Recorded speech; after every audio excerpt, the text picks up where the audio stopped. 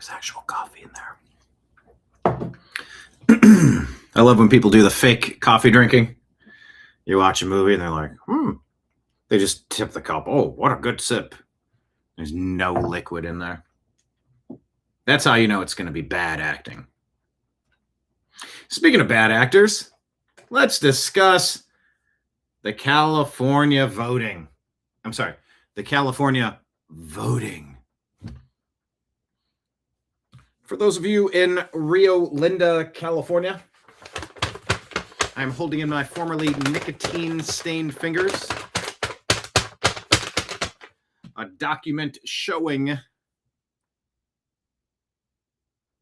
that Brian was using the air quotes. Welcome, everybody. Thanks for being here. Broadcasting to you live from the Orion Spiral Arm of the Milky Way Galaxy, the solar system, planet Earth, North America, the United States of America, somewhere outside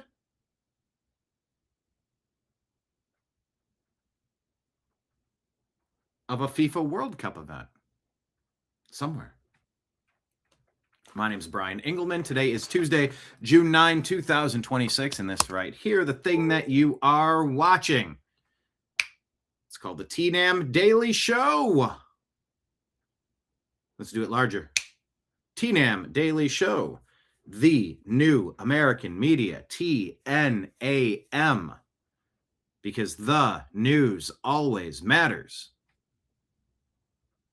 And because the old American media has failed you. They've long succeeded at crafting and controlling and manipulating narrative for their own selfish, destructive, anti-American, anti-human ends. You know how they do. Pretty fantastic. So on today's program, we're going to discuss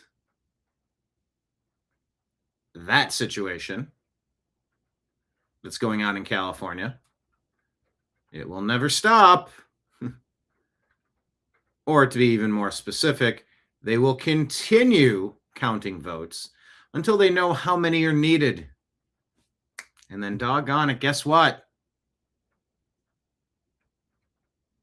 Surely it's going to turn into a situation where they get exactly how many they need.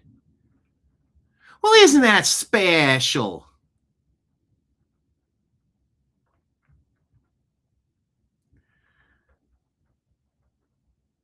I have found a new podcast that I enjoy.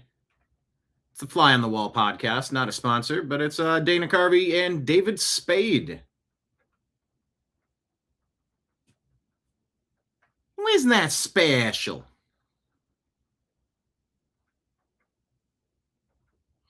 It's fun listening to those conversations. I will tell you that much. So,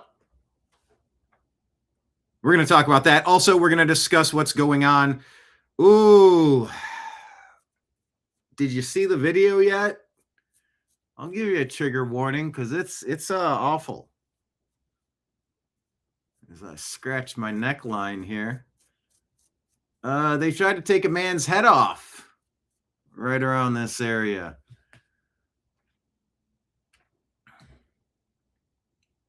That's not good. This is in Germany, I believe. Woke up to this story. Oh, it's horrific. And is it coming to America? Is it a worldwide disease of violence? Well, you know, maybe this would be a great time to make sure that you're fully vetting the people who are coming in. So, grab your favorite beverage and buckle up, buttercups. The TNAM Daily Show starts now.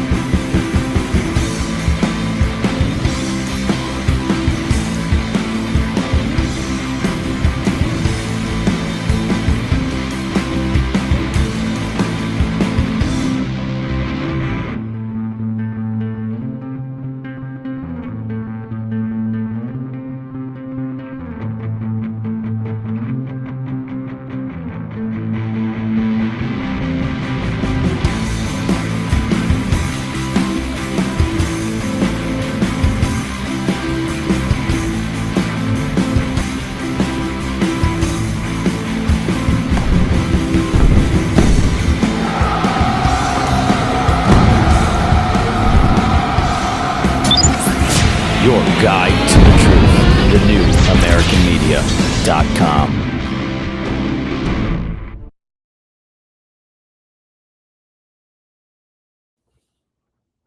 Thank you all so very much for being here. Hit the like button, hit subscribe, share the show with a friend.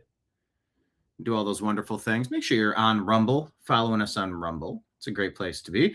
Rumble and YouTube, along with Patreon, are the three best places you can subscribe. Subscribe. What does that mean? You know, it's like you throw $5-10 a month at us, or 100 or 1,000. I mean, we'll take it all. And we will put it to good use. And we already have. We bet on ourselves over the past 15 years, believing that we provide something valuable, something fun, something educational, something entertaining, something edutainmental. Stretching pretty far to connect those two words. But you get the point. Those are the ways you can support our show. So please consider doing so. In addition, I'll put this up on the screen at the bottom. Our tip jar here, because I'm Brian, I'm your bartender. We're going to discuss all the stories on the television sets behind me as we roll through our Instagram feed for the New American Media. Go to Instagram and follow our page, share it with some friends, comment, like some stuff, engage with different platforms. It sort of wakes up the algorithm. It shakes it a little bit. You know, grab the snow globe and go, cha-cha-cha-cha-cha. Oh, cha-cha-cha-cha. Shake that thing a little bit. Then all the snow starts moving around. Dust the cobwebs off of the social media sites. But yeah, we're going to scroll through our Instagram feed for the New American Media. Follow us. And we're going to scroll through our X account at American_media_. Follow us there. And interact. We posted a poll today. Do you trust the California elections? No. Well, how'd it go? No. Capital N, no. No with an exclamation point, and then yes. So please vote. Your vote matters, unlike in California. Now, you need to have countervailing views regarding elections. Go to CISA.gov/rumor control. There, it's on your screen. You know, there hasn't been any certified legal evidence of voter fraud, right? Look at the system. You don't even need to put your name on. You can just make a mark. Huh? You can't verify somebody with a mark. What are we talking about? We've cross-checked the Social Security numbers? Oh, no. I guess that's not even required. But you can sign up tons of people to addresses that don't exist, addresses that don't have mailboxes, addresses that don't have beds, addresses that don't have people living there. But yeah, you just sign up all these people that are totally legitimate people. And then don't worry, we're just going to automatically mail out ballots to said people. And, you know, they're all going to vote for some reason. Uh-huh. Oh, look at that. And Spencer Pratt, he won. He's going to go up against Karen Bass, the lady who needs to be fired more than any other politician across this country, many would say, for intentionally screwing over her budgets, reducing fire readiness for the region, not repairing all the vehicles, the fire equipment that needed to be brought into top-notch shape, not filling up reservoirs, not having people on standby. You know, all the reasons. No. Karen Bass totally should go into the runoff against Spencer Pratt. Oh, wait, there's a nuclear option. Isn't that what Gavin Newsom warned us about? He kind of let it slip that they can't let him get away with a Republican on the ballot. They're doing it to Steve Hilton, too. Let's see what happens there. Yeah, look, mail-in ballots should be counted 7 days prior. There's a cutoff. 7 days prior to the election, no more mail-in ballots. Nothing postmarked after that. Nothing. Done. Full tally in. Done. That's if you're going to have mail-in ballots, which of course you shouldn't. If you're in the military, if you're traveling, if you have a medical reason, if we can have a robust system of verification and checking that you are you and you are filling out your ballot to your will of your own free will and accord. Okay, for a tiny number of people, maybe mail-in ballots in extreme circumstances. Otherwise, get up, go vote, and we'll count that in one day. If you can't count it in one day, I'm not believing it. Yeah, but that's not evidence. Uh-huh. Well, I got some stories in the stack that are going to dig down on some of that a little bit. Helping us dig down a little bit, all of our regulars. Yes, like I said, I'm Brian. I'm your bartender. Belly on up to the bar. It's lunchtime. We're going to talk about the news. We're not just going to share it. We're going to discuss it. So leave your comments. Like this one from Marion. Oh, El Rushbo is missed. I haven't done a Rush Limbaugh. I haven't done a Rush voice in a while. Patriot Warrior answering the question, if you believe California voting in Rumble, they don't censor you like they do on YouTube. So join the feisty party over there. F no. Cali is stealing again. Well, it sure looks like it, don't it?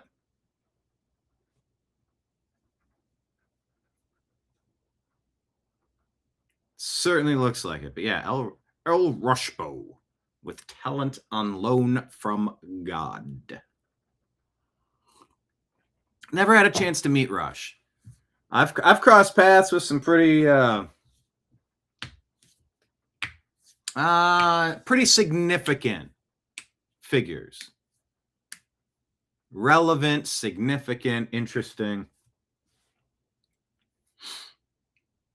Missed out on El Rushbo, though. That is a shame.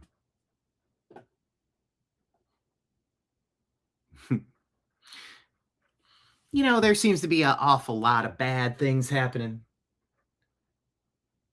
There's a lot of bad out there. Yeah. And sometimes you just kind of wonder, where did all that bad stuff come from? Oh, I don't know. Could it be Satan? Yeah, church lady. Man, there are so many epic characters in funny movies out of Dana Carvey and David Spade. You just sort of forget the characters and the bits and the sketches and the roles and the movies and the TV shows. It's like, man, there's a lot going on there. So yeah, there's that. What's up, Arnold? Arnold. I like that. A check-in number. 7 is your check-in number. Costanza wanted to name his kid 7. Remember that? On Seinfeld. What's up, Mark? Mark signing in. Happy to have you.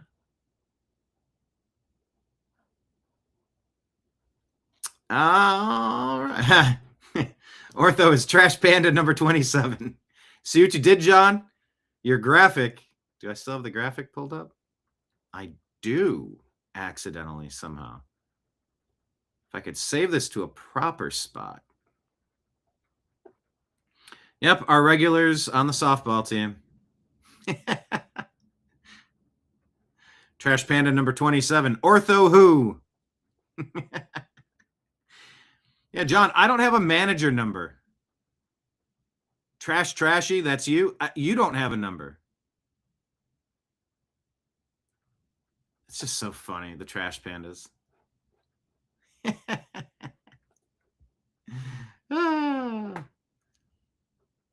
Yeah, we're like a fun little softball team over here.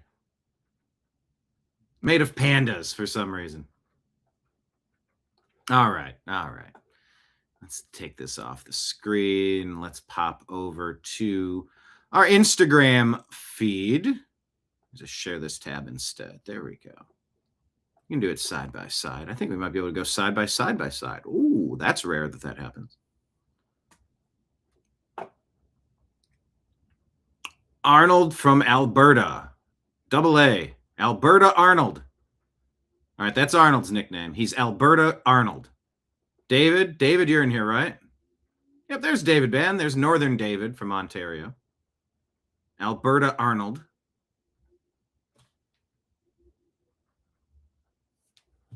Oh, hold on. My stories appear to be scrolling. Let's not jump the shark here. Trash is the trash can mascot. Wait, did you put yourself in there? Wait, I didn't see you in there. All position Rubio. Greta, there's Northern David, Kenneth the Joker, Ortho Who, Mark Anderson, Dina Do, Marion Earl, Miami. Yeah, it all started from Miami Bob. Well, I guess this latest iteration. Who's Wooly Willie? Lori can't clap. Oh, goodness. Yeah, I know. People are getting numbers. I like it. I like it. You know, we do give out numbers. You get a personalized card with this. Do I think I have one? Yes.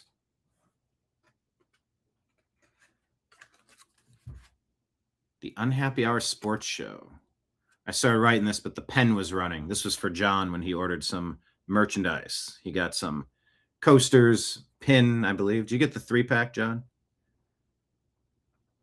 But yeah, we only have 100 of these pins. If you want one, they're $25. That includes shipping. Shoot me a Venmo with your address.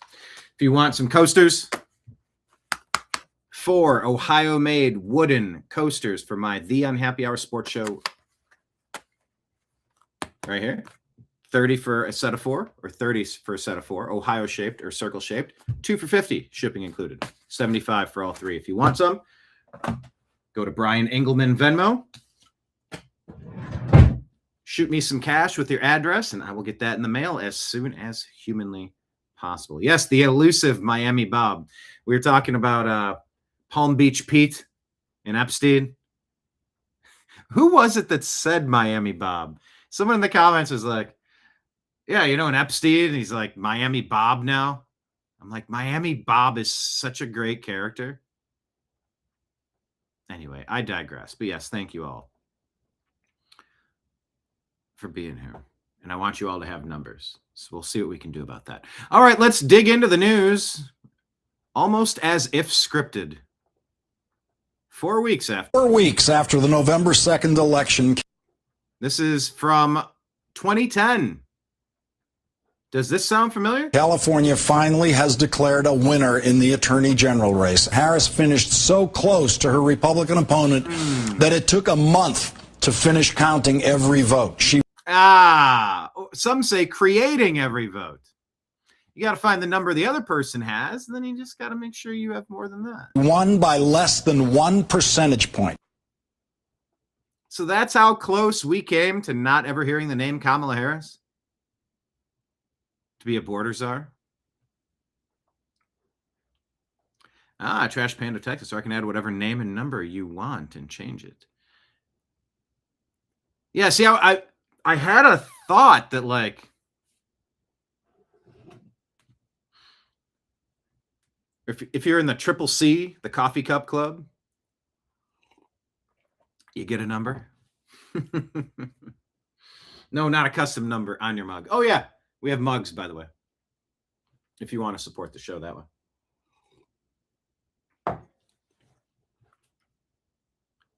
Yeah, I'm thinking, how can we, what can we do with that? But yeah, if Kamala Harris doesn't get the Attorney General in 2010, she doesn't have the notoriety, name recognition. I mean, it's not like it matters. They put their puppets up. They just manufacture the votes, is what many claim. Maybe we would have had Kamala Harris regardless, but it's just so interesting. San Francisco Chronicle wrote that Cooley beats Harris to win Attorney General race. Oh, wasn't that when Coolidge defeats Truman? Holding up that newspaper. 4 weeks after the... But man, oh man, does that seem eerily similar to what they did this year?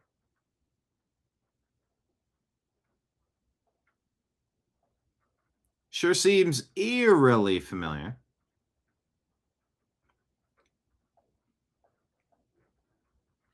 I didn't remember that Kamala Harris's select 4 weeks election came down to basically the same thing we saw with Spencer Pratt.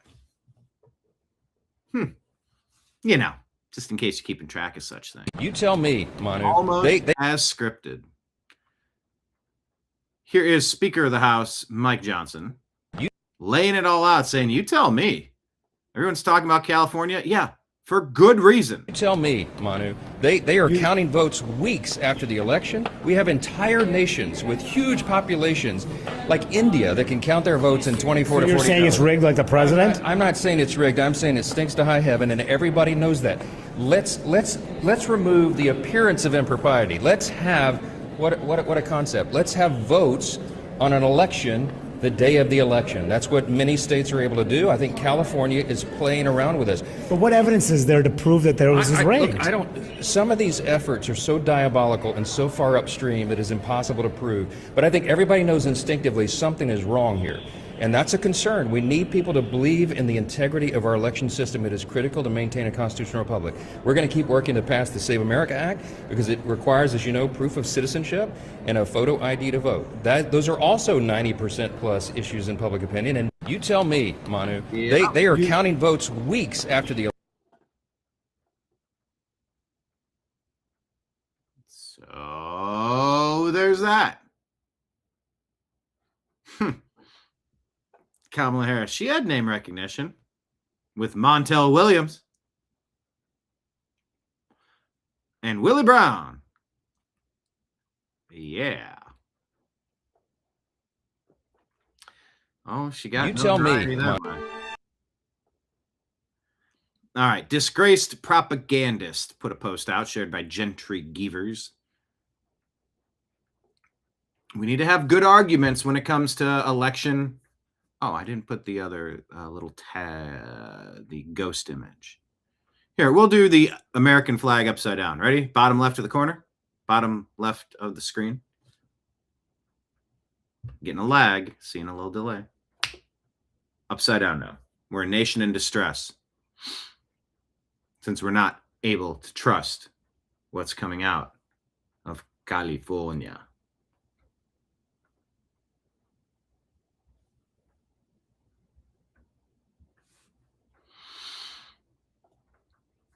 Disgraced propagandist says people demanding proof of election fraud are not understanding how crime works. I worked at the Manhattan District Attorney's Office for over 2 years, 1 year in homicide. We never had video proof of the crime. We almost never had DNA. These are things that occur on CSI on TV, not in real life. And we still convicted people all the time. Oh, you did? What we had was testimony and circumstantial evidence, travel times, bank records, cell phone data, gate access codes, motive, capability, benefit, time, and place. Never direct proof. Of course, the defendant always denied the crime, but there was enough evidence to show that one had to have occurred nonetheless. If what we have in the Los Angeles mayoral election is a statistical anomaly, if what we have in the LA mayoral election is a statistical anomaly that is beyond reasonable explanation with anything besides fraud, that is enough to prove a crime. This has been true since the beginning of Western civilization. Yeah, and tell me how Joe Biden got more votes than Barack Hussein Obama. You know, an empty vessel. We're just 5 days away from fundamentally transforming the United States of America. You know, and you know, the thing is, my vice president, Joseph Robinette Biden, you know, some old white racist piece of shit. Look, I'm going to do such a good job with my fundamental transformation of America from you know, a racist, bigoted piece of shit country. I'm going to do so good that you know, my vice president, is going to get a whole bunch more votes than me. That's how good I am going to be. Yeah, 81 million votes. Will there ever be indictments? Well, we're getting a clue that there might be some. Might be some coming, but it's never fast enough. Never fast enough. Let's check in how Europe's doing. Not good. The Netherlands also has its Henry Nowak cases. Did you know that? In July 2020, a 14-year-old girl named Tamar from Marken. Well, she was hit by a car on a dark dike road. They call it a dike road. A dam for the rest of you. Look, sometimes Brian, he gets talking as Obama, and it goes on for a real long time. But look, they say a dike is called a dam, or they call a dam, what they call a dam over here in America. Look, it's called a dike over there. But I remember my pastor, my spiritual leader, outside of Indonesia, outside of Hawaii, the little red schoolhouse outside of Bill Ayers, Weather Underground, all that. My Reverend Jeremiah Wright, he used to say, not God bless America, God dike America is what he would say, God damn America. So a dam over here, it's called a dike over there. Don't get it confused.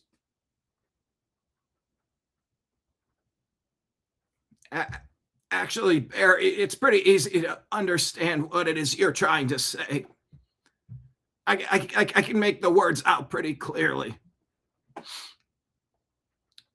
So she was on the road, hit by a car on a dark road, dike road they call it, and left to expire. Her body was later found in the berm. What happened next is deeply disturbing. So, this is what's happening all across Europe. The police initially told her mother that the driver was German. Oh, it's a German driver, man. Days later, the truth came out. It was 4 Iraqis. Because that's what the Netherlands needs. 4 Iraqis mowing down 14-year-old girls on their bikes. The mother was told they withheld the real background because they didn't want to create a Wilders effect. They didn't want to give Geert Wilders political ammunition to use against him to say, hey, look at that. Do you like watching our citizens get mowed down by 4 Iraqis? Inexplicably, no. So they lied about it. They covered it up. Obfuscated it. Even worse, evidence strongly suggests that Tamar's body was moved after the accident. The driver didn't just flee, they dragged her off the road and left her there like an animal. The driver received only a 1,500 pound fine? Euro, 1,500 euro fine for looking at his phone while driving, not for the manslaughter. He then disappeared completely and the fine was returned as undeliverable. And for years, he was untraceable. Only after years of fighting by the family, including going to court to force a prosecution, a breakthrough came in March 26. The now 33-year-old Jamal is finally being prosecuted for causing the fatal accident and for leaving the scene. Failure to render aid, I would add, as well. There's a whole litany of things. Just like Henry Nowak in Southampton, an innocent young person dies. Authorities seem more focused on protecting a narrative to allow your country to be invaded by people who don't live there. And a focus on avoiding political incorrectness more so than on delivering swift justice. A 14-year-old girl dies on a Dutch dike. The system lies about the identity of the driver, gives him a slap on the wrist, loses him for years, and only after massive pressure does real prosecution begin. It's not just a traffic accident. This is a story about truth, accountability, and what happens when institutions put ideology before grieving families. Her name was Tamar. She was 14, and she deserved better. All across Europe, people.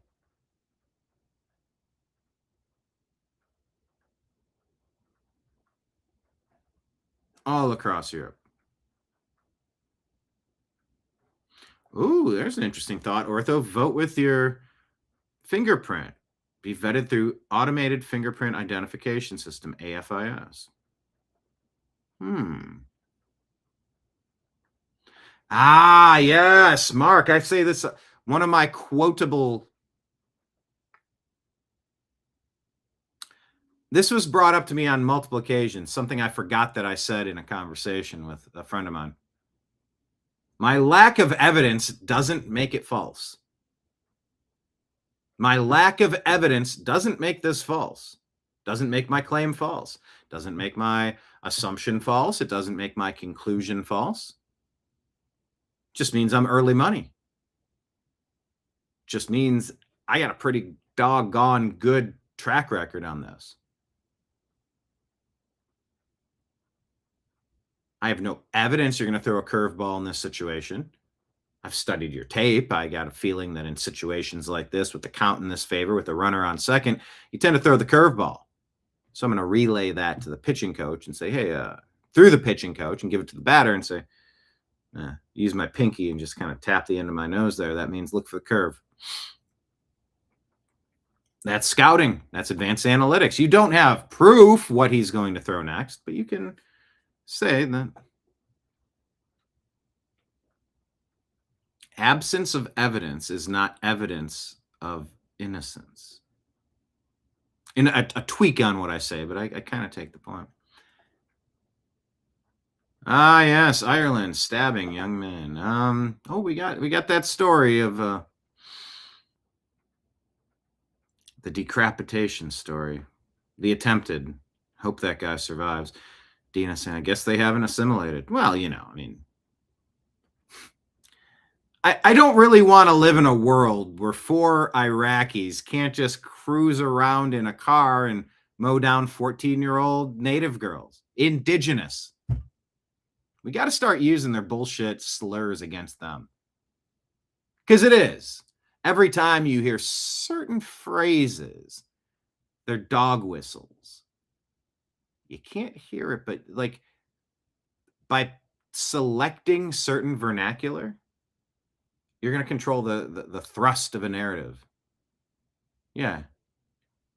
I just don't want to really live in a world. I think it'd be totally unfair where 4 Iraqis can't mow down an indigenous Netherlands girl and then cover it up and then lie about it and then escape and evade justice.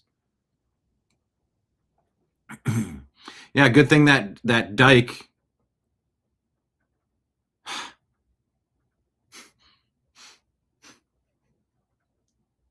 Just let that sit there.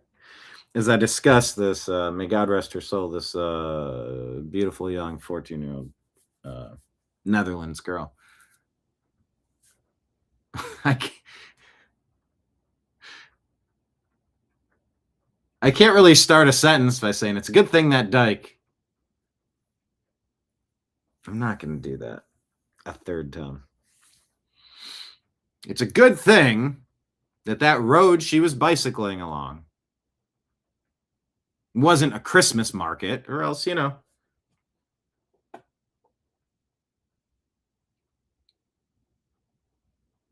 it would be really hard to keep pushing your narrative, Yeah, at least it's not a Christmas market.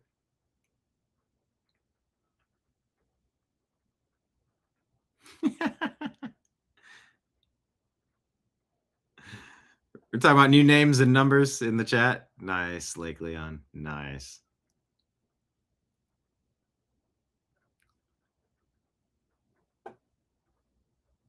David predicting an emergency broadcast system not too long after July 4th. I mean, we shall see. But yeah, I mean, we got flashing red ribbons all over the place. Things are just an absolute mess. Something we haven't really been covering was another racist attack. Allegedly. With the victim being, you guessed it, the disposable, awful whites. How we've been conditioned. Liberal women, effeminate liberal men, conditioned to hate yourselves because of things you didn't ever do to somebody. What a con job that has been. I mean, it's part Munchausen syndrome. You're getting poisoned by someone that's keeps telling you they're trying to take care of you. It's part Stockholm syndrome. You start to sort of bond with the people that hate you and that are abusing you. It only really works on the left, and they're polling at about 19%, 21%. Nobody likes that party. So, Carmelo Anthony case, getting some details there. Matt Walsh says the defense rests in the Carmelo Anthony murder case down in Texas, I believe, right? Austin Metcalf. No, it's not Austin, Texas. I think it's Texas. Total disaster for the Carmelo Anthony defense. Their own witnesses contradicted themselves, and they testified that Carmelo was the aggressor and shouldn't have been in the tent. There essentially was no defense offered. They should have taken a plea deal a year ago.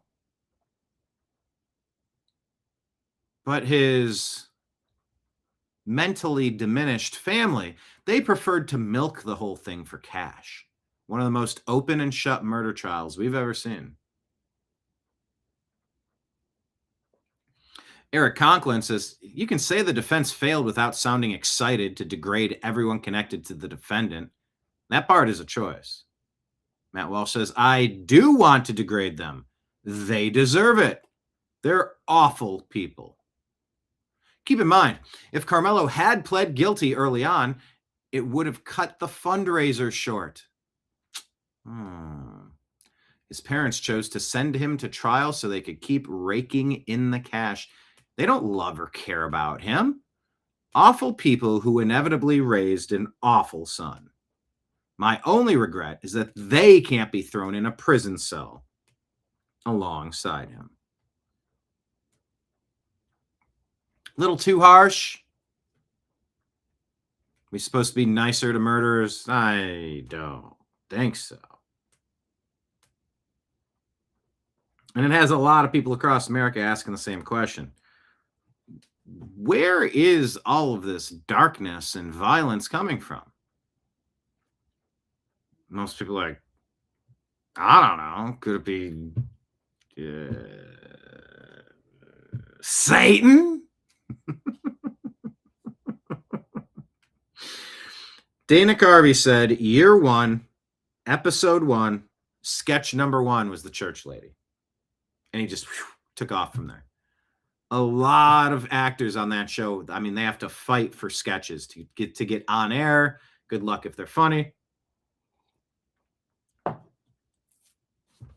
So, yeah. No, they didn't break Brian. No, but I was doing some repair work, doing some home maintenance. A lot of prepping, a lot of patching, a lot of cleaning, a lot of taping, a lot of painting. And I was listening to that podcast while I was painting. It was pretty good. Matt Walsh says, if the parents of a white school shooter can be sent to prison, he said it in plural, if the parents of white school shooters can be sent to prison, why can't we send these people to prison for raising a psycho who randomly murdered a kid at a track meet for no reason? I mean, I know why. Rhetorical question. Well,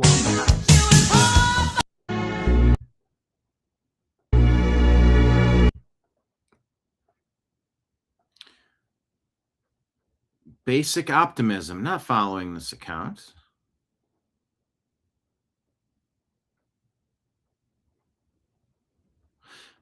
Homeless people paid to vote, ballots mailed to strangers, and votes counted for weeks. California proves that you can vote your way into communism. You just can't vote your way out of it. This all according to the basic optimism account.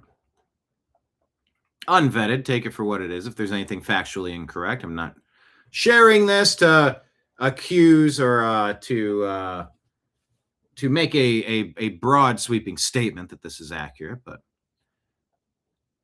scrolling through this, a lot of this stuff does seem to check out. June 3, 26, primary night. Steve Hilton leads the California governor's race, and Spencer Pratt takes second place in the LA mayor's race, ahead of Democrat socialist Nithya Raman, with only 50% of votes counted. Then the mail-in ballots started arriving. The same ballots mailed to strangers, harvested by strangers, and cured behind closed doors. Wow. California mails a ballot to every registered voter automatically. Here, we'll put this up on the screen. This whole damn show. Need to have countervailing views on here. CISA.gov/rumor control. You know, because we're sure that every time Democrats are successful in inexplicable ways, it's totally legit. Free and fair elections. California mails a ballot to every registered voter automatically. You don't need to request them. Ballots are valid if postmarked by Election Day and can arrive 7 days later. Unreal. Unreal. Any third party can collect them and deliver them. Paid. No chain of custody. Up to 30 days after the election. You gotta be kidding. None of this makes sense. Workers can then fix ballots with missing or mismatched signatures behind closed doors. The claim from Basic Optimism is that for 20 years, Brenda Armstrong drove to Skid Row and paid homeless people $2 to register to vote. When they had no address, she gave them hers. California then automatically mailed active ballots to that address. She just got federally charged, but she did it for 20 years. She was the system working as designed. Most democracies on earth count their votes in a single night. In California, it takes weeks. And as those days pass, the results keep shifting in the same direction. In 2024, Democrat Adam Gray defeated Republican John Duarte by 187 votes in California's 13th district. It wasn't called until December 4th, a full month after Election Day. People, we cannot have this crap in our country. Well, but the states are allowed to do the things that they want by their own standards. You're not allowed to cheat, and you're not allowed to have a system that's so uncontrollable that cheating is guaranteed. I'll guarantee that it could be. On election night, Steve Hilton led with 28%. Javier Becerra was at 26%. But then the mail-in ballots arrived. By Friday, Becerra had overtaken him. In LA, Spencer Pratt's lead over Raman is shrinking by the hour. Yeah, it's gone now. There are weeks of ballots left, and everyone knows how this will end. If this doesn't worry you, you don't care about democracy. There is no proof of cheating in this election, but here is how easy it would be. Drive through retirement homes, collect ballots from elderly residents who don't understand what they're signing, fill them in, deliver them legally as a paid harvester, and do it 1,000 times. Nobody checks. Nobody checks. One woman did this exactly for 20 years before anyone noticed. This is not a Republican or Democrat issue. It's a Democrat issue. If Democrats were losing ground every time the mail-in ballots arrived, they'd be screaming, yeah, but Republicans aren't cheating in the same way. Any system this easy to manipulate is a threat to everyone. Yeah. States can do whatever they want. It's up to the states how they want to do it. Not if you're cheating. And the fact that we're tied together, your decisions when you conquer Virginia or Minneapolis or California are going to just govern the entire country like a mental patient in charge of financing, funding, litigation, the court system, and global politics? No frickin' thank you. No thank you.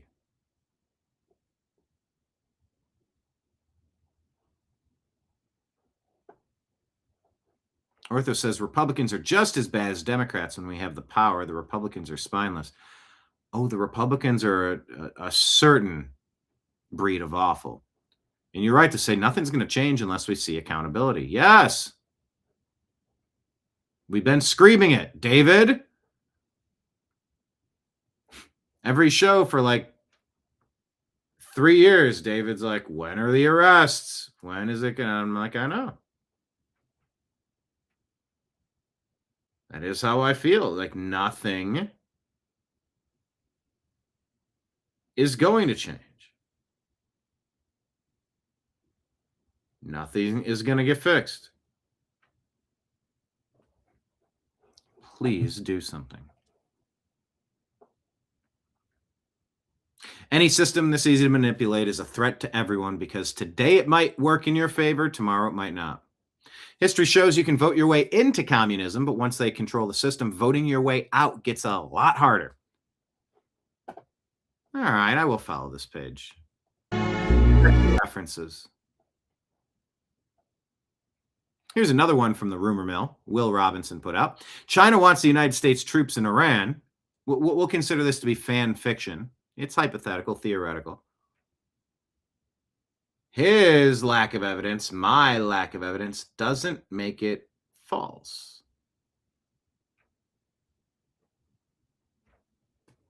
China wants United States troops in Iran because they're preparing for a war with the United States. Oh, could you imagine? Will says, this is not my analysis. This is what CIA and Pentagon officials think, and it aligns with what I've been reporting. Well, if that's the case, shouldn't the next clip be a screenshot of them saying that? Because I'd like to see what you're referencing. Not that I believe that to be untrue, but show me the second page. Okay. 17-year-old Tyson Goodsell, high school football player from North Mankato, Minnesota, fatally shot in the head May 23rd of 2026. Police say he was involved in a planned robbery of THC cartridges that went wrong.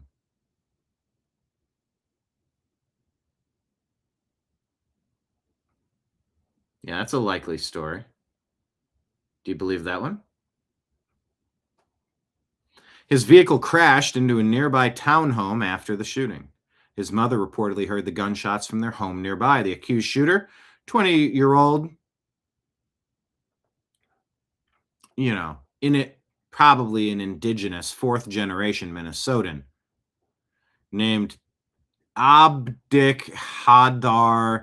Fakhi Mohidin.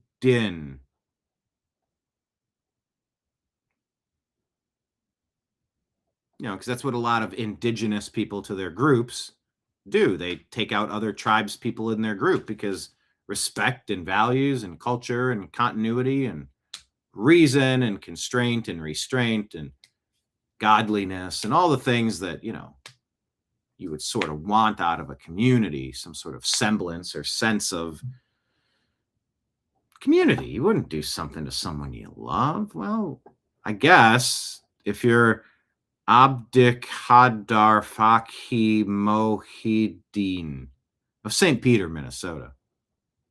Oh, really? He was born there? Were his parents born there? How many generations do you go back?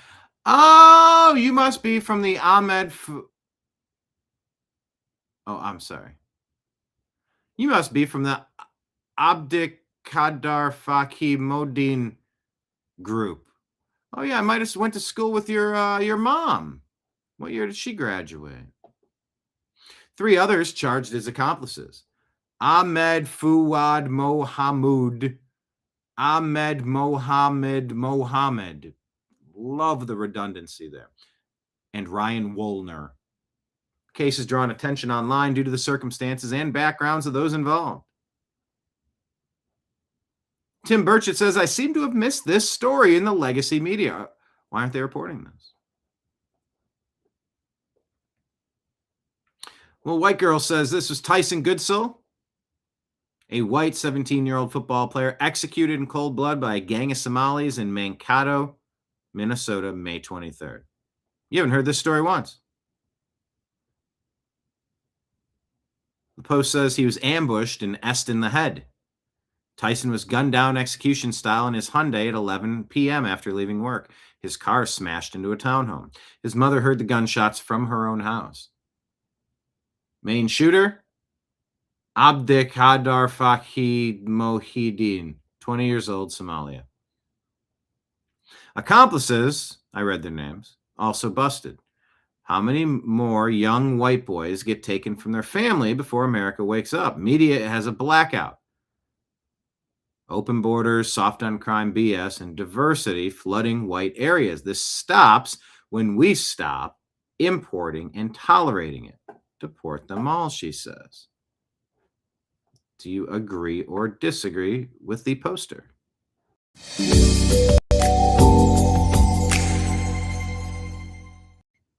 Type it in the comments. Agree? Disagree, but tell us why. Sunny Day says, and the morons at the Daily Mail are blaming it on Tyson for daring to post a picture of himself with lots of cash hours before his death. Last time I checked, it wasn't illegal to have cash, but it is illegal to hunt someone down and murder them. Huh. So there's a lesson right there. Don't post for operational security, piles of cash or super expensive items. If you think you're showing off, you might just be putting a target on your own back.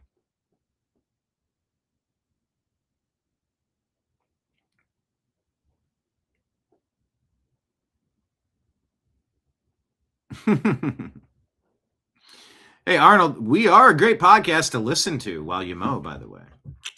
You won't be able to type comments, but thanks for checking in. Alberta Arnold, everybody. Trash Panda Texas saying about California, it's all going to end as Spencer who? Look, Spencer's on the map now. He's a national political candidate that just says common sense stuff. But yeah, please be careful about posting.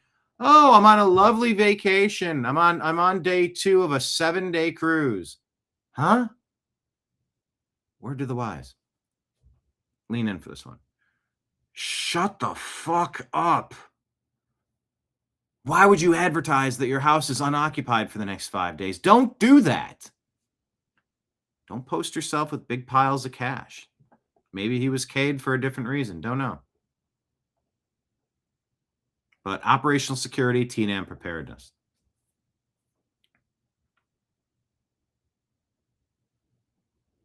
He was executed with a headshot.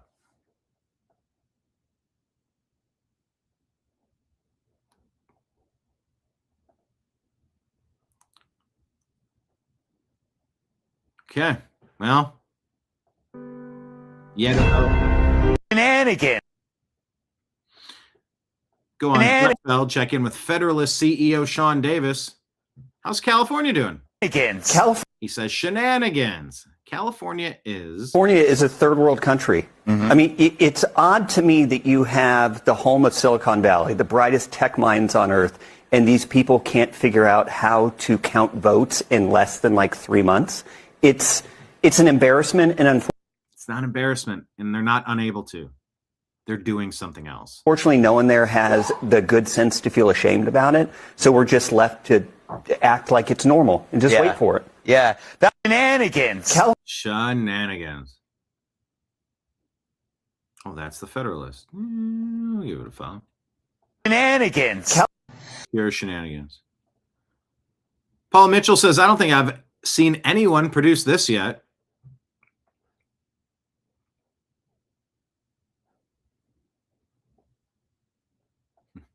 Yeah. Yeah, make that Instagram post. Here, I have tons of money on my kitchen table. I will be back next week. Yeah, great idea. Ortho, what's your comment? If you already typed it, I did miss it. Almost every episode, David will say, when are the arrests? Where are the arrests? And by the way, David speaks for all of us. We're just so frustrated. A year and a half into the second or third Trump administration.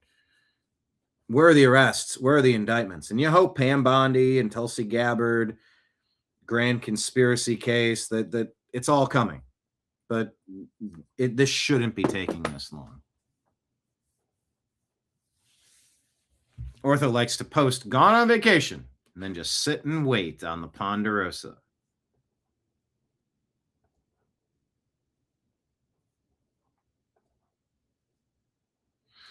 Or lie and say you're out of town, not in a dark room. Yeah, there's some stuff if you're on location at a live event and you're posting live and people know you're physically in that location live. I mean, that's been a conundrum for me. Going to the Republican conventions, the Democrat convention, Libertarian convention. I don't know how much live I was posting for the Hurricane Helene documentary.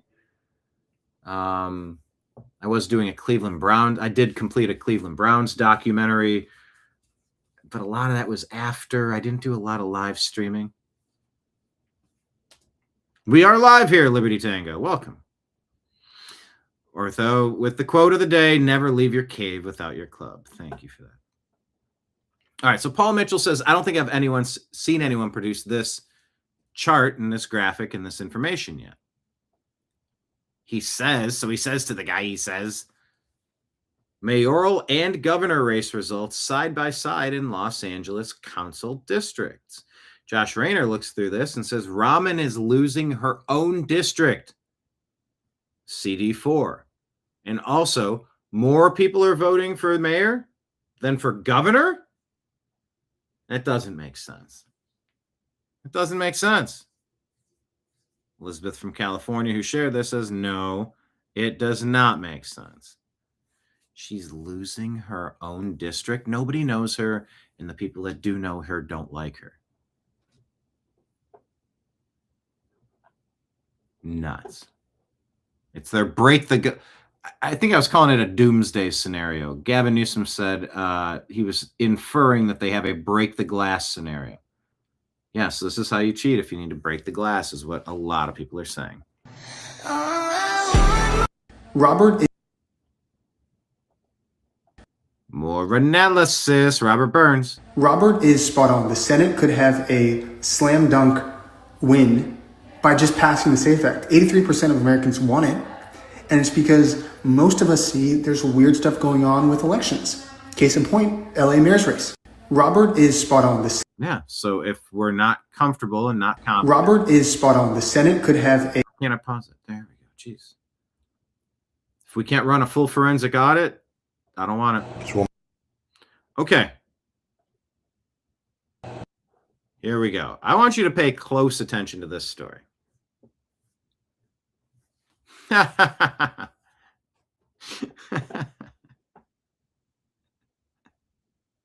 Liberty Tango, what's up? Liberty Tango, where are you watching us from, by the way?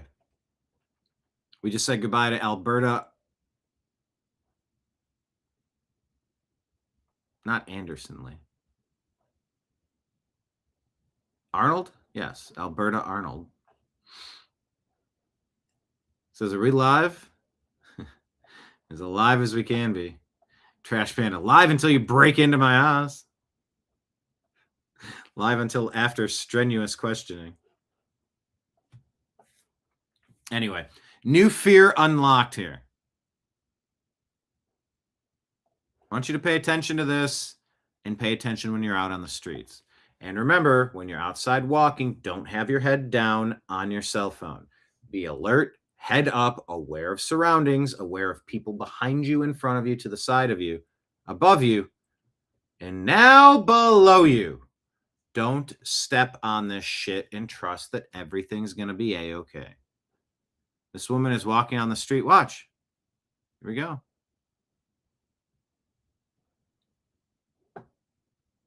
Oh, I couldn't click out to see more. This woman walking. There she is, and then she falls. Let's go. This woman. Here's the woman walking, not paying any attention. She steps on this manhole cover. Ready? 3, 2, watch this. 1. When walking in the street, boom, falls down the manhole. Not only did she got triple tapped. She fall down the manhole, she was up to water to her chest in the sewer. In the sewer. You got to wonder, did someone do this on purpose? Did they leave it loose? Like, I'm confused how this happens. Thank God for this dude here, though, that jumps in. Because what if he didn't? She'd be stuck down there. Literally, if he wasn't there. I mean, they left a clue that that's flipped upside down, but it would take someone else noticing and looking and not just stepping past it. I mean, she gets hit 3 times. She falls down and then hits her chin. What would have happened to this woman right here? New fear unlocked. Never shall I walk over a manhole again in my life. I think I want to avoid that. I always thought my parents were like over the top. You know, we're in the city, not wanting me to walk over like manholes or, you know, and they had those metal things on the ground. Right. Oh, don't, you know, you might fall through. Well, listen, new fear unlocked right here, man. I will not be walking over any manholes. This is crazy. My goodness. And then she was in water up to her chest. It makes me want to vomit. God bless everybody. Be well. This woman walking in the street, boom, falls down the manhole. Not only did she fall down the manhole, she was up. Hits her in the chest. Then when she spins backward, it hits her in the chin. To water to her. And these are her fingers trying to hold on. Chest. In the sewer. It either smashed her fingers and broke them all, or she just slid down. So be careful out there. This woman walking in the. C3 says when Karen Bass. There we go. Oh, you're right, Dina. There was a news segment that people were coming out of the sewers. Teenage Mutant Ninja people coming out of the sewers.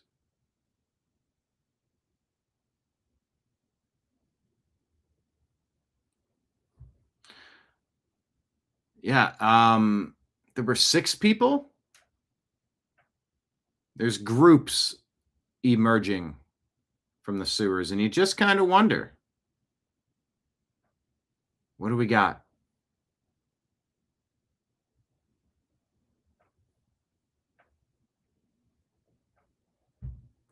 We also found explosive devices at a dam somewhere in the Ozarks, I believe. Was that story? Hope I'm not conflating them.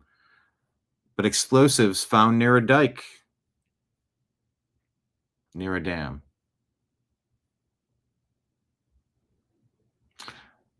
Yeah. Got a bit of a bad feeling about New York. About this nation in general, for that matter. C3 says,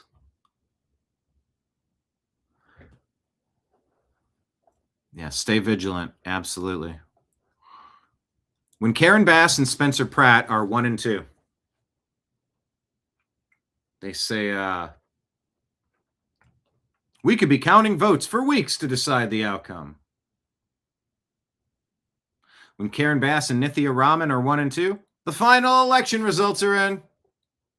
It happened immediately. What a scam.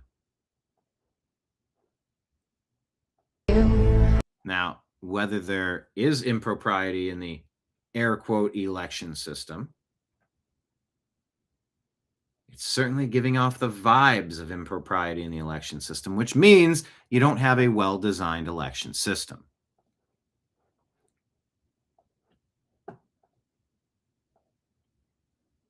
300 Guns shared this. I shared it from Mike Barra's Instagram.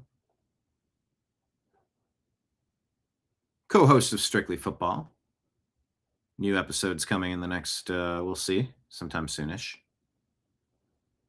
Remember what they did in 2020? President Trump just cruising to an easy victory, right? Oh, no, wait. We're just going to all the way up there and then go like that. Well, in 2026, it's way worse. Look at what they're trying to do.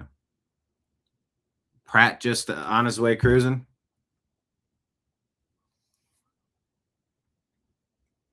Ramen noodle. Nobody knows her. Nobody likes her. And then all of these after hours drops. Totally believable, guys. Yeah, same shit, different year. Good comment. Beyond Banana Republic, Pursue says it's called communism. Daryl, well, they're effing doing it again. We're losing our country. Something has to give here. Yeah, let's hope the DOJ and the FBI can fix this, because if they can't, we're headed to confrontation.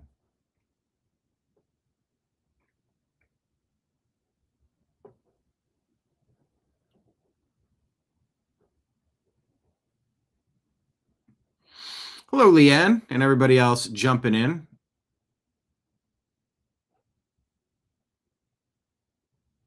Wait, who's from Mobile, Alabama? Is somebody from Mobile or Alabama, or was that in reference to a different question? It's so interesting. I'm trying to scan chat, and if things aren't in sentences, I don't know exactly what we're talking about sometimes. But I do know that we're talking about a bunch of bullshit. You got to stop this after hours, late night. Have to do something about it. Pierre Cheney. Pierre Cheney, not Dick Cheney, not Liz Cheney. Pierre Cheney. Tim Cass is asking, how is this even possible? Posted on X. I'm not a big fan. I'm not a big election fraud guy, but the 24,000 ballot drop showing Spencer Pratt didn't receive a single vote is just not realistically possible. Irreducible error rate is even more prevalent when functional literacy of LA is 50%. Proud American responds, Grok, is there evidence that a large ballot drop similar to what's described actually happened? And our good friend Grok says, yes, election night live updates, NBC and similar dashboards, showed a 24,800 vote batch added where Spencer Pratt received exactly 0. His percentage dropped from 27.9 to 25.9. Now how, pray tell, is that possible? Pierre Cheney posted on X. I'm not a big fan. I'm not a big election fraud guy, but the 24,000 ballot. All right. The thing I was told doesn't happen. It's happened again.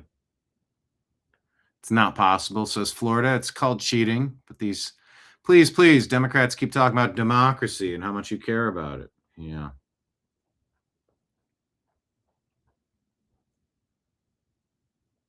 Mang says no one thinks the Democrats have fair elections. The reality of stolen elections should be obvious to even Democrats at this point. And it happened in 2010 with Kamala Harris. Pierre Cheney. Former CIA officer here. Let me share how elections get stolen and the role of the intelligence agencies. You could take this as fan fiction if you want. You could take this as... take it however you want it. Here's from A Beautiful Mind, Spencer...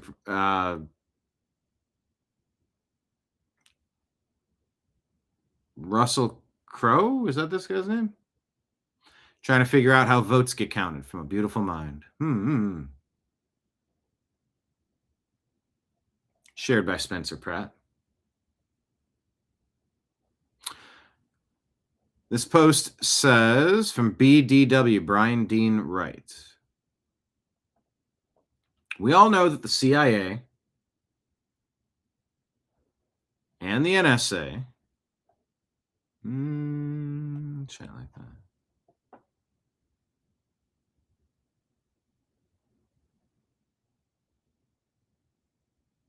that. Thank you, Ortho. The IED was at the base of a dam in Mobile, Alabama.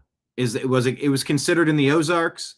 Ozarks stretched through how many states? Like 7 or 8 states? I didn't realize it was that big. Brian Dean Wright says, we all know the CIA and NSA create and execute clandestine operations designed to go undetected. That ranges from recruiting human spies, tapping phone systems, and altering devices of all kinds. Yes, that necessarily includes voting machines. The CIA and NSA have teams to execute all of these operations and missions at the direction of a president, even those ops that are deemed impossible, like machines locked in rooms that are inside secure facilities, unhooked from the internet, or whatever device that could tether them to the outside world. Those tough intel operations require extensive planning, exquisite tradecraft, supporting operations, Hument, Sigint, Massint, and a degree of luck. For many years, everything that I'm saying was understood by both Democrats and Republicans on Capitol Hill. Well, Historical footage from congressional hearings show both Democrats and Republicans saying that they were alarmed about voting systems with the so-called unhackable machines. They knew then, correctly, that such a suggestion or claim was ridiculous. They were briefed by NSA and CIA teams on how they hack the unhackable every month without leaving a trace. This is why Taiwan and others are resolute on conducting elections the old-fashioned way. Same-day voting only, in-person, IDs, paper ballots, accounting process open to the public to watch and monitor, and results announced that same night. If Taiwan can do it with 24 million people, any U.S. state can do it. Refusal to do so, that's an intentional choice to open your electoral systems, to open your electoral systems to vulnerabilities. That's now what we're seeing. That's what we're now seeing across the United States in 2020. North Carolina, Pennsylvania, Michigan, Minnesota, Wisconsin, Arizona, maybe some others. Maybe I added a couple that weren't. Across the United States, primarily Democrat-dominated locales. Like Los Angeles, those politicians choose broken systems. California's 30-day process to tally votes is obviously and intentionally vulnerable so that a reasonable person understands that it allows for manipulation and assured electoral outcome by a dominant power, which is Democrats in this case. And like any good intelligence operation, you do it such that there are no fingerprints left behind, whether that be with machines, mail-in ballots, harvested ballots, etc. If you own the ops environment, anything is possible. Still, mistakes happen in any operation. In the event of disclosure, you do what we often see Democrats in the media do: deny, smear, make counter accusations to preserve intentionally broken systems. Folks, this is not about Spencer Pratt. This is about the future of what's left of our republic. Evil, seditious forces have broken our electoral systems and gained great power using them. Mayor Bass is but one, using the machine that her Democrat Party has built to sustain her and her leftist power. It's the modern Golden State version of Chicago, New Jersey, or Huey Long corruption. They will deny it, obviously, because admission means a loss of power, money, and likely prison time. There's no incentive for them to clean up what's broken. Great. Bottom line, Mr. Pratt's earnest desire to run a righteous race to fix his city faces long odds. He didn't just run against Karen Bass, he ran against a corrupt machine. But if nothing else, he has shown his fellow Angelenos and the nation that once again we have an existential problem in our electoral system with intentional vulnerabilities and electoral fraud that naturally flows from that brokenness. Now it's up to the rest of us to fix it. There are solutions. None are easy or polite, but we must do so, and by whatever means necessary, or the republic falls to communists and Cuba-trained agitators like Karen Bass. Those are the stakes. Time is short. President Trump allegedly posting on Truth Social, has anybody been watching the crooked election going on in California? Two great Republican candidates are being cheated, and so is America, which if the Democrats are able to fulfill their mission, great trouble and consternation will follow. Watch this air quote election closely. President DJ.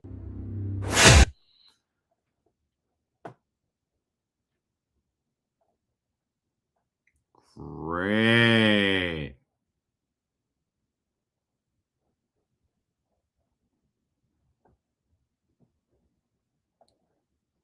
Yes, we are a republic, not a direct democracy, of course.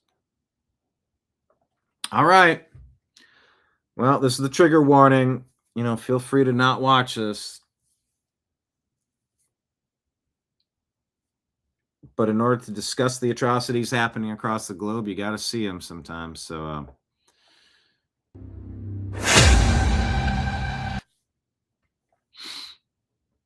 horror in Belfast.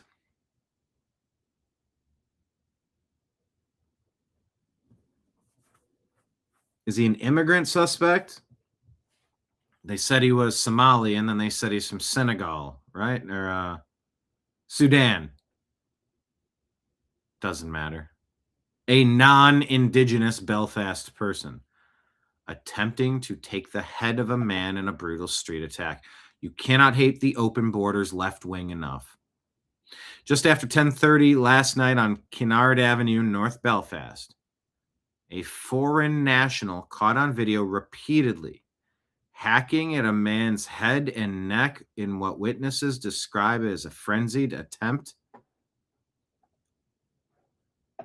to take his head. No, he's not. Guy's struggling and he's being straddled, and this guy's yelling some stuff. Bloodied. Has he got a knife? Yeah. Get off. Has he got a knife? Get off.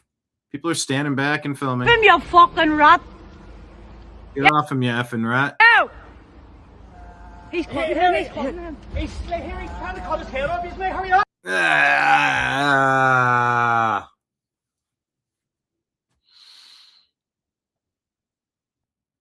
This is the number one story everybody's talking about. You have to see it once and then set it aside. We shouldn't keep watching this stuff. But in Ireland, haven't you been disarmed? It's hard for the victim to defend himself in this case, and it's hard for bystanders to defend themselves in this case. Ortho, you always like to say, Hurry up. He's slicing his hair off here. Hurry up the fuck. Hurry back.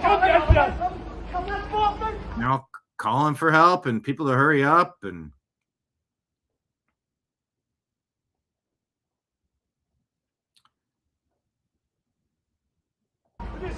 Come on, Get him. quick. Kill him. Get him down. Let him go down. get him, let him go. Yes. In comes the guy with the shovel. Yes. Get up.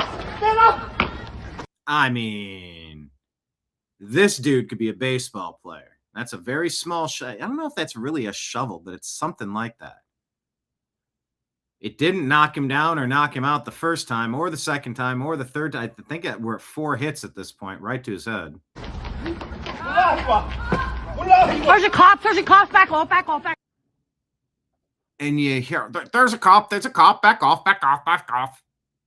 They are afraid of the cops, Henry Nowacking them for trying to save the life of someone who's being exterminated on the street by some illegal alien invader who has no business in their community. They're worried the cops are going to arrest them as the bad guys. Europe is cooked, and Europe is pissed off. What? No. You know, I don't ever want to be in a I just in this case, like, why are you not still swinging that? If you had a wireless hole puncher, it's a little easier to take. I don't see a human in this attack. I see a demon, a flesh and blood demon. Get off. Get off, yeah? And they're just pointing instead of punching, instead of elbowing, instead of smashing, instead of breaking, instead of snapping. Why are they pointing and talking instead of just...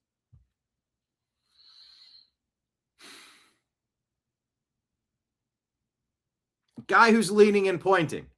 You know, it's just as easy to go like this. You're pointing like that. All you do is bring the forearm back. You have your elbow and you drop it right into the temple. Again and again and again and again. Until the attacker, the demon, stops. They're pointing. I mean, that one guy did come in with the shovel. Never leave your cave without your clothes. And they're still just pointing and hoping some police come in. It's a deadly failure, says Kristen Sokolov. The victim rushed to the hospital with serious head and neck injuries. I need an update. Let me get an update. I can't wait. I gotta look at this. Ooh, look at that reflecting pool, by the way. Ooh, does that look nice?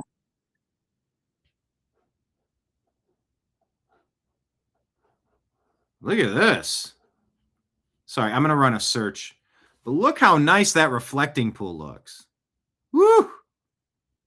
That's nice.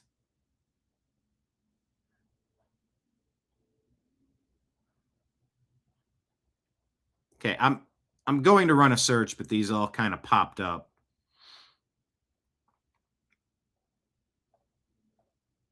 I'm going to get right back to this. I just want to search the condition of this guy. Oh, by the way, Brendan Sorsby has been cleared to play in the NCAA. He wagered at least $90,000 across more than 9,000 bets over his college career, including bets involving Indiana football while he was a member of the Hoosiers in 22.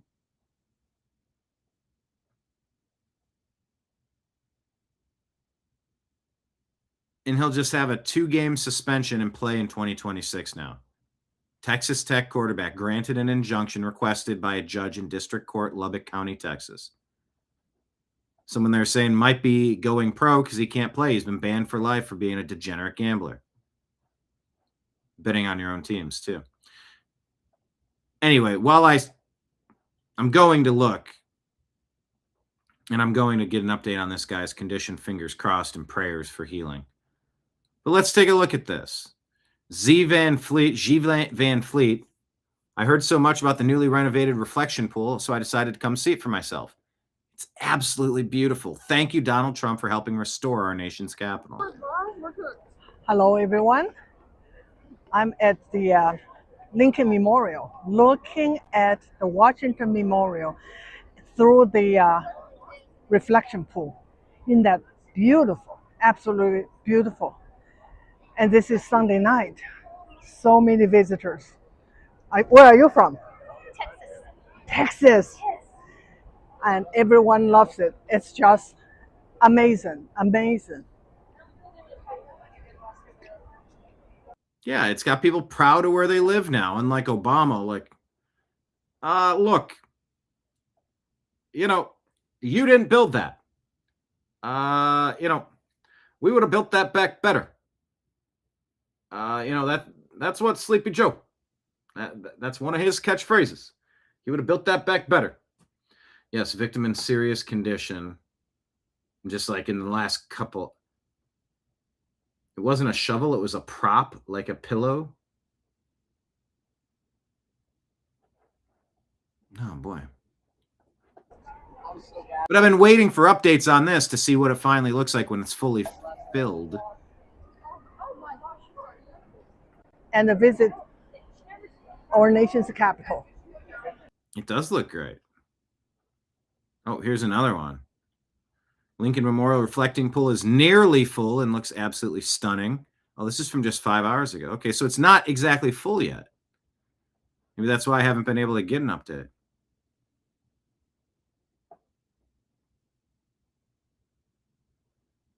All right. Any more images? Okay.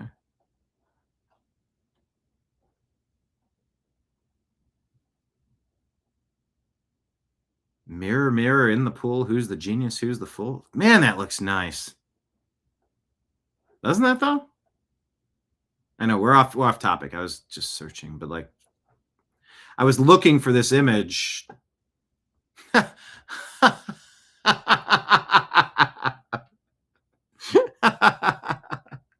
Oh, that's a great image. Hopefully that'll be Obama's prison for treason. After the grand conspiracy detail. Put them all in there. This can be our new Alcatraz. Put them in plexiglass and let's go in and look at them. Obama, Biden, Clinton, Cheney, Kinzinger, Pelosi. Put them all in there like a zoo.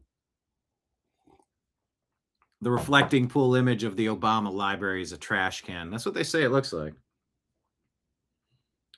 I can sort of see the resemblance. That's funny. But yeah, remember, left and right images. This is what it looked like when I was there. Just a filthy, swampy, algae mess. Compare that to that. Much better. Much, much, much, much, much better. And look how it's reflecting. Reflecting great. Ooh, a night picture. Secretary Doug Burgum, thanks to President Trump, Americans can once again gather at the reflecting pool to honor our nation's history, celebrate our shared heritage, and reflect on the values that make America the greatest country in the world. Good.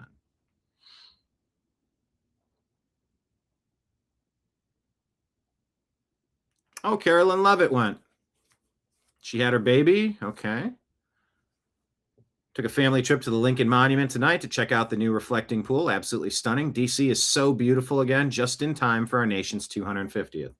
And the Democrats let it fall to shit. Oh, good. Here's the time lapse.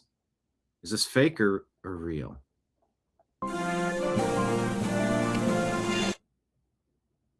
Maybe it's real. Maybe it's fake. Who can even tell? But I'm happy. Yeah. Can anyone explain why Democrats are mad at that? No, I can't. I can't. One more, and then we'll get to the update on that guy. The neighborhood of Meridian Hill. So I'm here at Malcolm X Park, which sits inside the neighborhood of Meridian Hill. And when I tell you it is beautiful. Gorgeous. Oh my God, look at the water. Like, I'm from here. It used to be so dark and sad. Gross. Melancholy. And now we have like a ton of people that are picnicking and everything. It's never been. I'm sorry, did we have an unfortunate... Whoa! Yeah, I think I kind of... Is that a wardrobe malfunction on this little girl? And she stands up. Have like a ton of people that are picnicking and everything. It's never been this lively. And on my last video, a lot of people were like, well, we're more concerned about gas prices and the economy, and that's fair. But I will tell you one thing, an ugly economy will never get better. If you want your economy to get better, you gotta look the part. Even millionaires have been mistreated when they wanted to dress down. You know, a little shabby. Not everybody wants to be dressed up. But appearance does matter. You can tell when an economy is doing good or bad. Just look at their public spaces. When you go into a rich area, what do their public spaces look like? Exactly. And it's just about having self-respect and leveling up. Liberty Tango is like, yeah, the pool's beautiful, and I can't afford any beef. Fair. But it's sort of raising standards across the board. Has a ripple effect. Hey, pardon the pun. Pool pun. Pardon the pool pun. Triple P score. Liberty Tango saying, yeah, my Irish contact sent me that story from Belfast earlier this morning, and it vexes my warrior spirit. Yeah. Or it should galvanize it. You know? It's existential crisis time.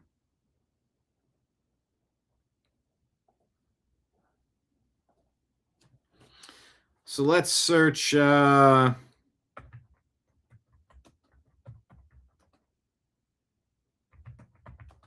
update on the Belfast victim.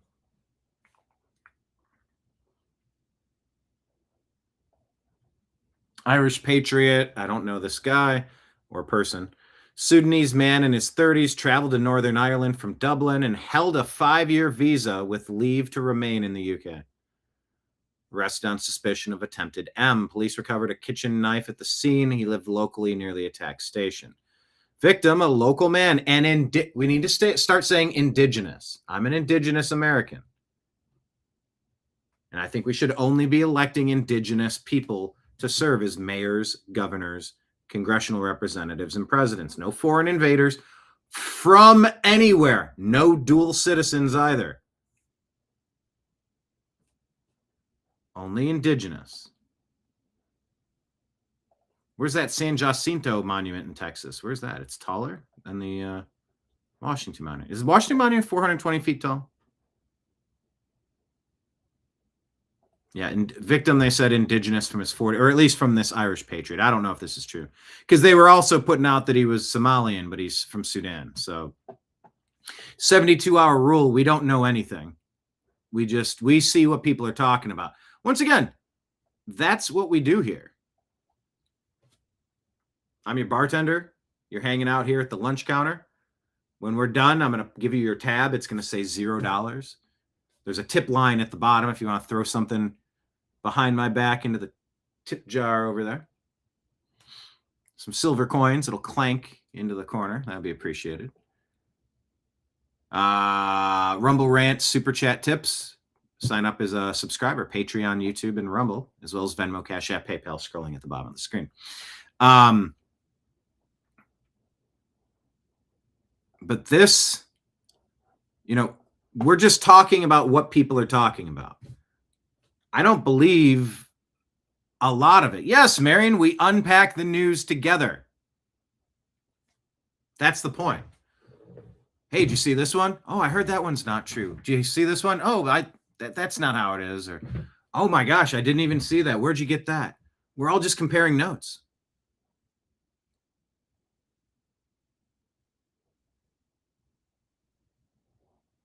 Oh, that's very nice, Marion. And a fine job you do, sir. Oh, what a fine job you do. I appreciate that. Tip of the cap. All right, side by side.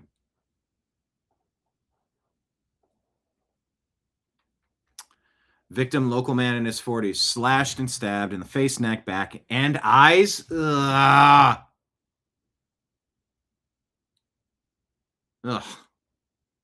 Remains in the hospital. Local residents acted with real courage, intervening to stop the attack and save a life. Their bravery has been rightly praised. Prayers for the family at this time. Critical conditions, horrendous injuries.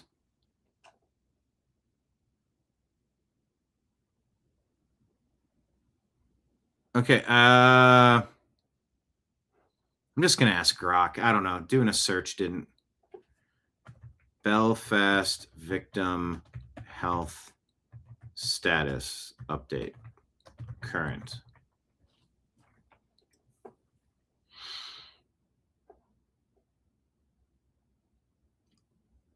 Serious condition. He survived so far. Some said critical, but official updates emphasize that it's serious. No reports of improvement, discharge, deterioration, or anything. Okay, so we just don't have... Yeah, bystanders intervened and helped save his life. He would have been gone.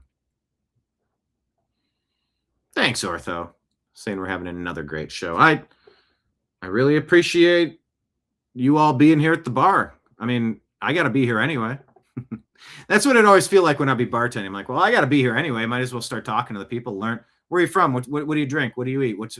You're a regular? All right. Well, let me try to remember where you're watching from. Let me try to remember what you drink. Let me try to remember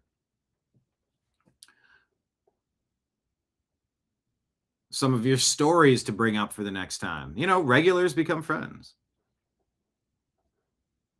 Anyway, you get the point. So that's an awful, awful, awful story that we're all just horrified by. And it's just that there's this trend. The Merkian says that multiple NHS services were told not to detain psychotic African and Caribbean people to lower their overrepresentation. Let me ask Grok if this is true. It's a very charged accusation. But we're living in very charged times. Elon shared it and said, who is making them do this? They're saying they want to do that to lower their overrepresentation. Overrepresentation. What does that mean? If you're properly identifying things, you're not overrepresenting, you're accurately representing.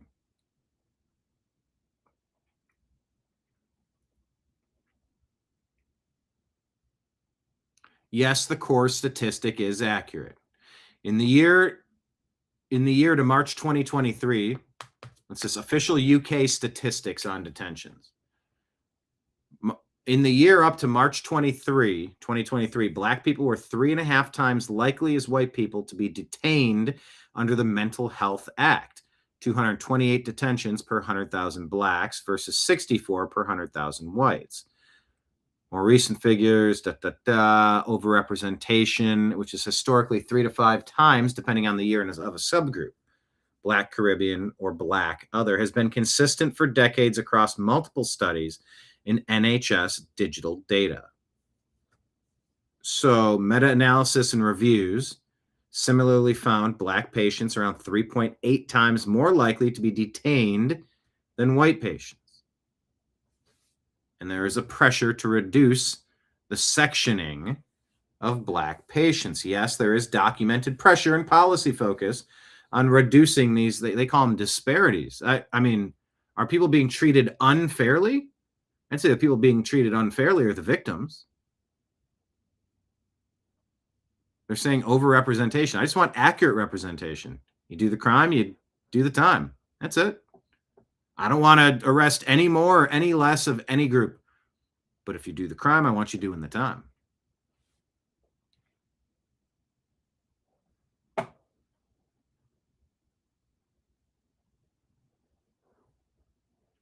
Yes, the Sudanese carving up the indigenous. Indigenous Irelanders? Indigenous Irish. Ooh.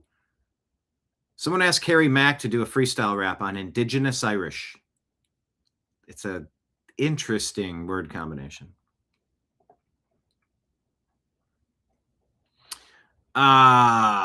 Liberty says cowards, freaking cowards. It's true. A lady was in Oklahoma City while people fled some years back.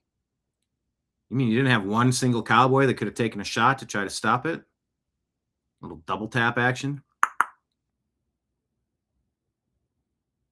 And there was something about a nanny that off with the kids. Just, I don't know. I have so many awful stories floating around in my head. Yeah, David's been here for a while. He's just chilling in the background, not typing as much. But we like knowing that you're here, checking in. Yeah, please feel free to sit at my bar and eat your... what would you have for lunch? Would you have a chicken parmesan sandwich with Brussels sprouts and a beer? What would you have? What would you have for lunch, David? A Canadian bacon sandwich, maybe. Maybe. Anyway.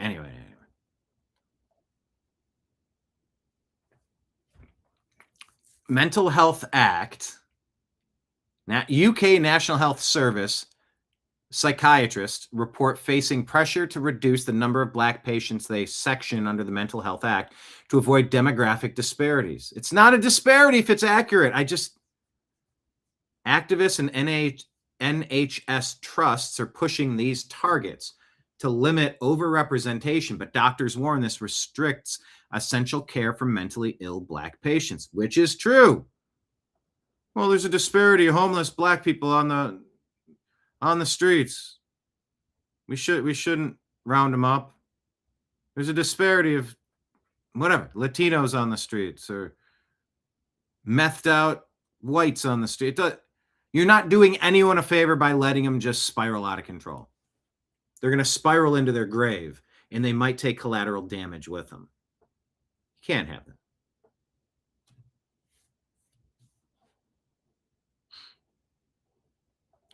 Beer and Brussels sprouts would cause too much gas. Well, maybe.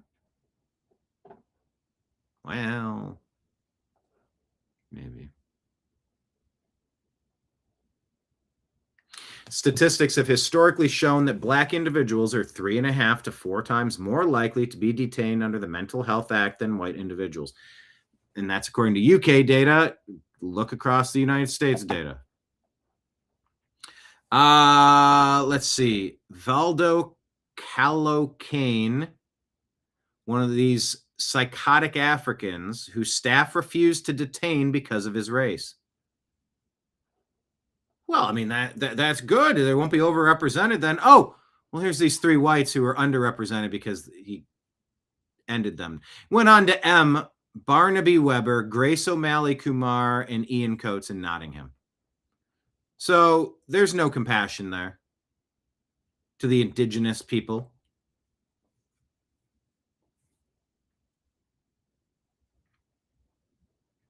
Cameron Henderson says NHS doctors under pressure not to section. Section just means to detain, to commit. I think it means to commit. Kind of like how we say a dike and a dam. NHS doctors under pressure not to section psychotic black patients to avoid appearing racist. Well.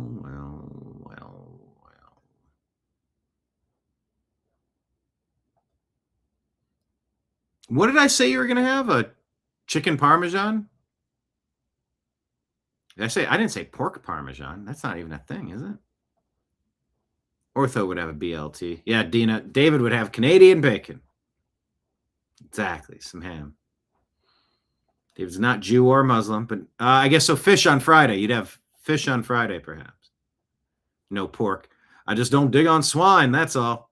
Pigs sleep en route and shit. I ain't eating nothing. Ain't got sense enough to disregard its own feces. Pulp Fiction.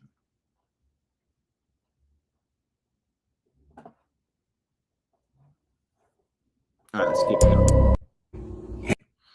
All right, Toria Brooks says there's some weird videos coming out with James Franco. Not super familiar with this, but I did just watch Spider-Man. It's Spider-Man. It's not his last name. It's not like Mr. Spider-Man. It's Spider-Man. That's from Friends. Yeah, I did just watch Spider-Man yesterday. James Franco, in an effort to prove that he's not AI, he holds up his TikTok handle written on paper.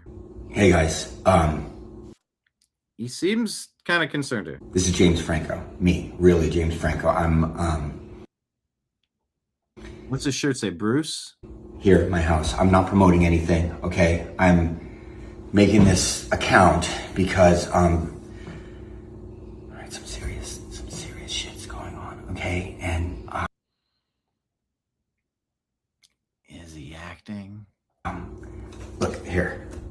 This is real, okay? I'm real. It's me, not AI, not anything, okay?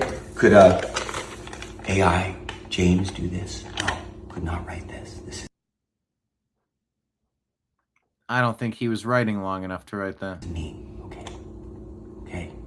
For those who know, all right? Some serious stuff going on. That's why I'm contacting you. That's why I'm doing this, okay? I know I'm maybe seem crazy, like why he's acting, right? What's going on? What's the gimmick? Feels like some kind of movie promo, like he's trying to make a comeback. Yeah. No, this is real. Real. Okay, I can't say too much right now. I just need you to follow me. Then I'll know who's down. And I'm going to show you something. Hey guys, crazy stuff, okay? Just follow me. In Monsters, Inc., a 2319 is the emergency code used by the CDA, the Child Detection Agency, when a monster comes into contact with a human or a human's belongings. I'm going to show you.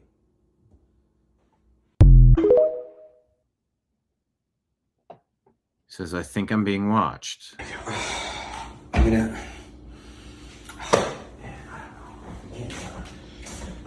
I mean, look. Is he at a green screen? This is serious. I can't... I don't know. I just don't even know if people are watching me, if they're listening to me. Like... Promo for his new movie, The Sunshine? I don't know. You know, if I disappear, you know what... Approximately 17 hours ago, he captions a video saying, if they take me, you'll know what happened. Okay, don't need the music.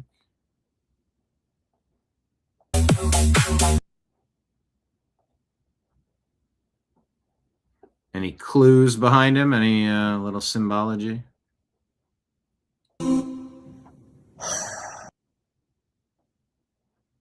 Secret, then people tell me, I can tell how it's a big responsibility. And thank you. Thank you. He does look tired. Oh, that's a lot of music. I didn't even realize there was music happening. All right, what else has Toria got for us? U.S. Army reportedly preparing to carry out its first execution since 1961. The plan would apply to service members on military death row for crimes ranging from mass M to serial gray. Its first execution since 1961. An internal planning document shared with ABC News Sunday shows the Army plans to execute its 4 servicemen currently on military death row.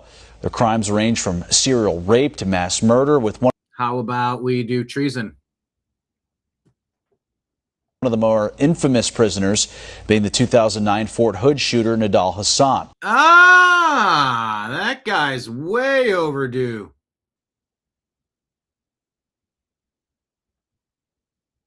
Okay. The White House has yet to comment on the plans, though military law states the only official who may currently sign off on the execution of a service member is President Trump. U.S. Army. Oh, okay. President Trump says it's not possible Spencer Pratt to have lost the LA runoffs after the big lead he had. Third world nation, rigged elections. Now they'll be working on great guy Steve Hilton. Won't have results for possibly 2 weeks, according to officials. President DJT. Newt Gingrich, Alzheimer's is waging a war on millions. Congress could help us win it. Okay. President Trump endorses Representative Timmons for South Carolina's 4th congressional district. William Timmons. Okay. Hey, guys. Word to try to rig or be. Officer Tatum trying to break down California. Word to try to rig or do trickery in an election. How would you do it? By the way, yeah, it does look like James Franco has been on coke or meth for days. Sort of does look like that. You will need to see the results for the first wave of votes that come in and see how much work you need to do to follow up to get your candidate to win. If you notice, why is it that as the election goes on or the counting goes on, Nithya Raman begins to be more and more and more popular? You would think that the course would be that the candidates that are already as popular at the beginning will fight for popularity throughout the election.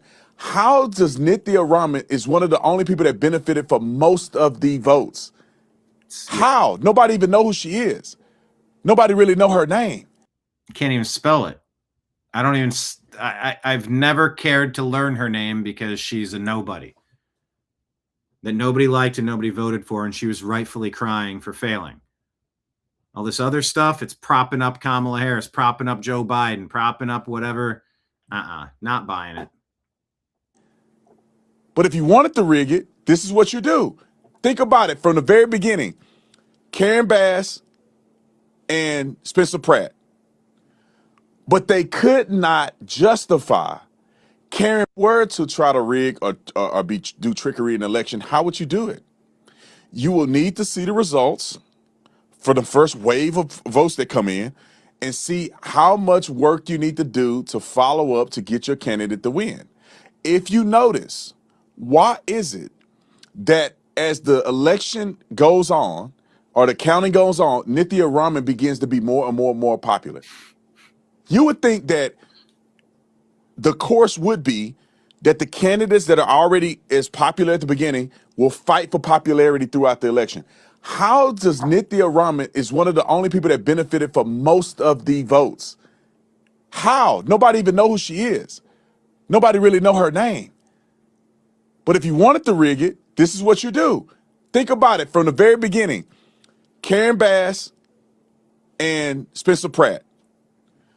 But they could not justify Karen word to try to rig or Karen Bass getting 100,000 votes at a time. So they brought in Nithya Raman. Therefore, they've got 3 people in the race, 2 of them, they can divvy the votes in, my opinion. And so what do? They see how the Republicans perform. Karen Bass already has a strong stance. So now you got to go after the other one. It's so... I mean, unbelievable is a fair term to use here. Need the other person to get him out of the runoff. So as the time go on, they go and put more and more votes in there. You don't have to have things signed.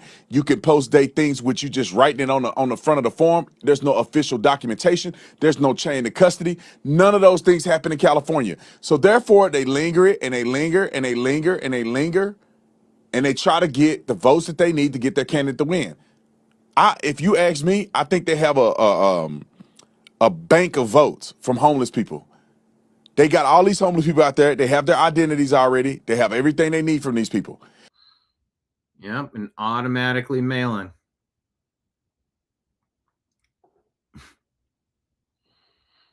Scrap the whole thing. Voted no confidence. Redo. And they wait and they wait and they wait. And they start dumping these ballots in order to... Karen Bass getting 100,000 votes at a time. So they brought in Nithya Raman. Therefore, they've got 3 people in the race. 2 of them, they can divvy the votes in, my opinion. And so what do? They see how the Republicans perform. Karen Bass already has a strong stance. They need the other person to get him out of the runoff. So as the time go on, they go and put more and more votes in there. You don't have to have things signed.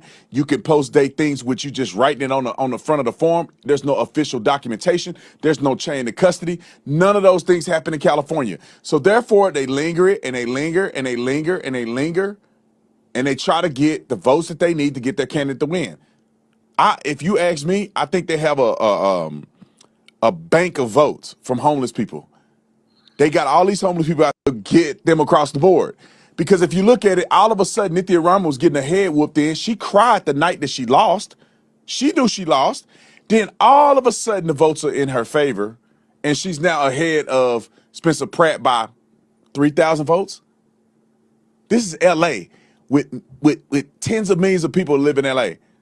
And you saying, or at least millions of people live in L.A., and you saying she won just by 3,000 votes. It don't make any sense, man. It's crooked in my... They bring it so close. Oh, we're 51-49 country. It's really a coin flip. It could go either way. No, it's not. My opinion. Get them across the board. Because if you look at... No, it's not. Word to try to... It literally says... How did California design this system? It literally says if a voter is unable to sign, the voter can make a mark witnessed by one person. Okay, I know there's no signature here, it's a happy face, but obviously it's legit. There's a witness. Oh, okay, but who witnessed it? Was it like a notary or... Yeah. And how do you verify? You don't. Or a family member? What's the witness's name? Why would we ask the witness's name? They signed it. Do you not see this scribble? Okay, but you do match the witness's signature, right? What? No. How would we even do that? We've no idea who the witness is. Oh, okay, cool. I don't know about you. I have no idea how anyone would cheat this incredibly impenetrable system. It literally says if a voter is unable to sign, the voter can make a mark. It literally says if a voter... Yeah, you're not really checking eligibility at that point. There's no oversight. There's no checking. There's no verification. Which means it's not a legitimate election. It's not. As a pastor,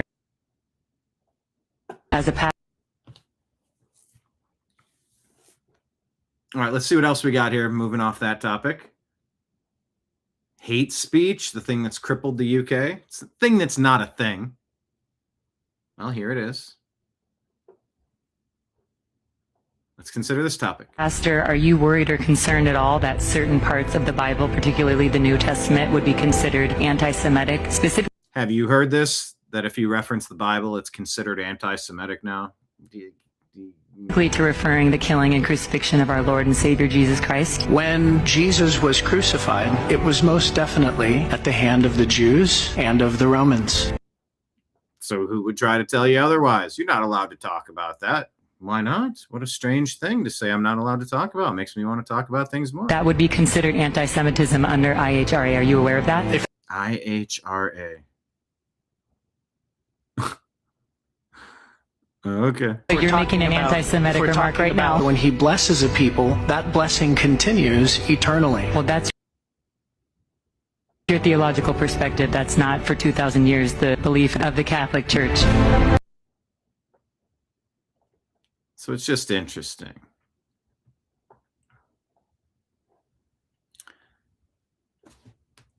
Interesting topic. Sort of a non sequitur just kind of thrown in there. But speaking of Israel, the Kobe letter says, now consider this the rumor mill, unverified. Joe talking about Jesus? You like it a juice? I get you more juice. Question of the day, what's that from? President Trump, according to the Kobe letter, reportedly called Israeli Prime Minister Netanyahu, what do you call him? And warned him that if he went back to war with Iran, he might be fighting on his own, per Axios.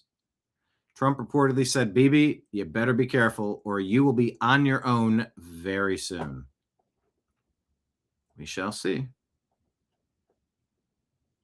Here's Los Angeles election workers hoping that no one notices the random 40,000 vote surge for the random pool noodle. I'm sorry, ramen noodle.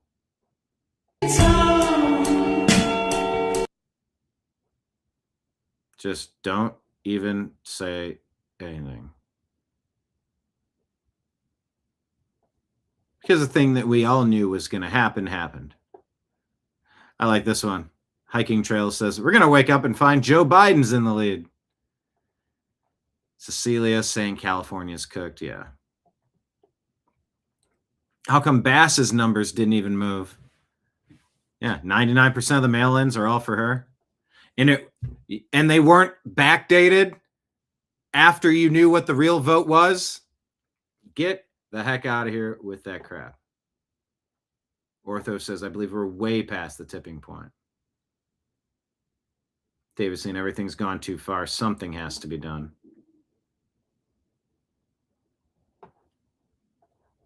Indeed. Oh, here's a good story.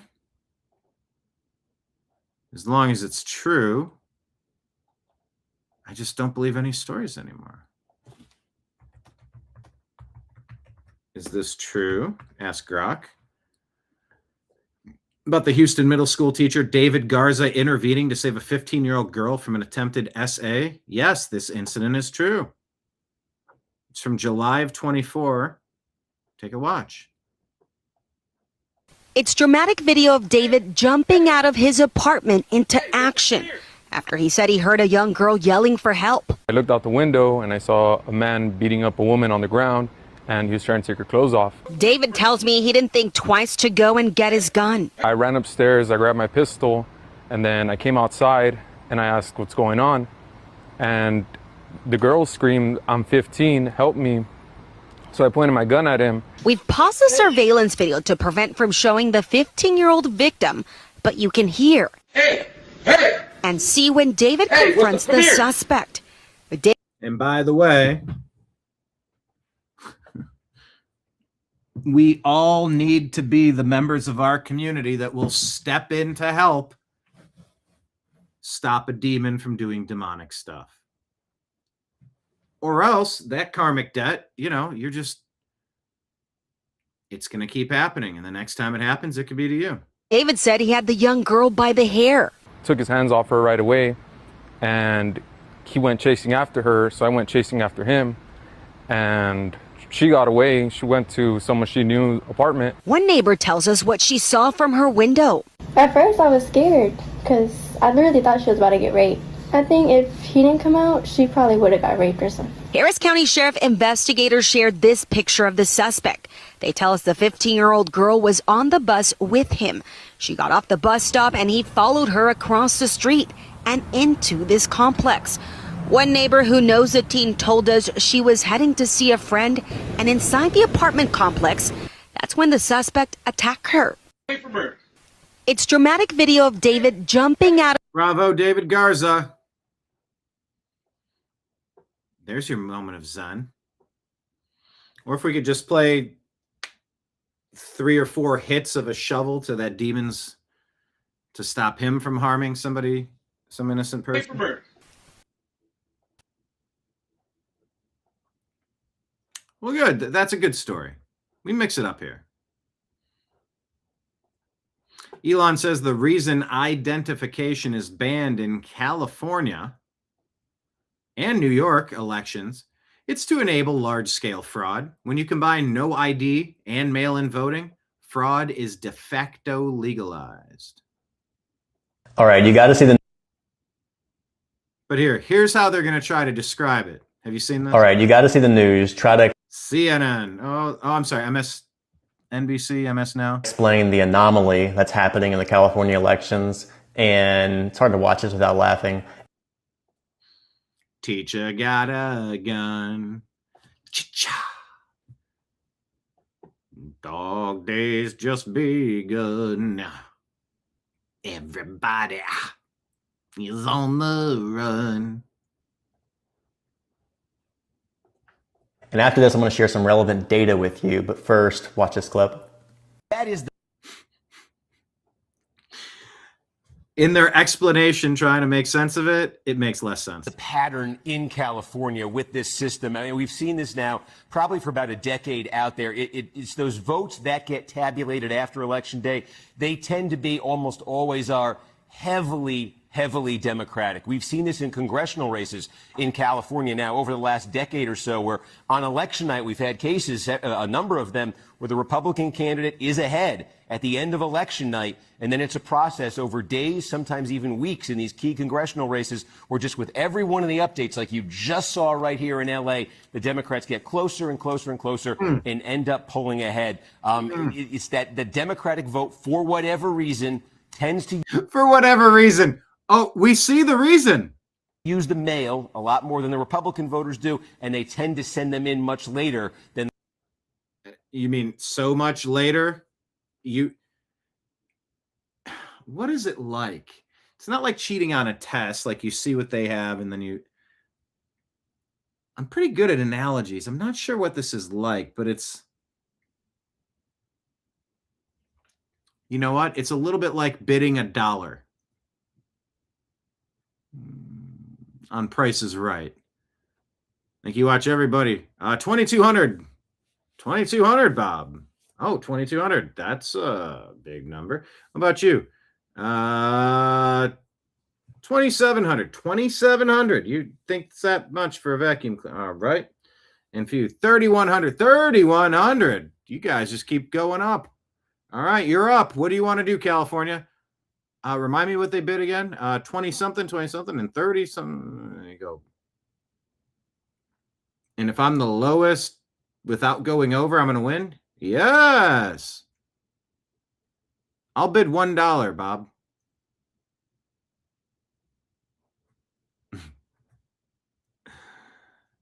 Yeah. It's come so clearly into focus what's going on with the homeless, with the registrations, with the automatic ballots. It is untenable, literally unbelievable, insecurable. It's not a design flaw. It's not a bug. It's a feature. This is exactly what they're going for.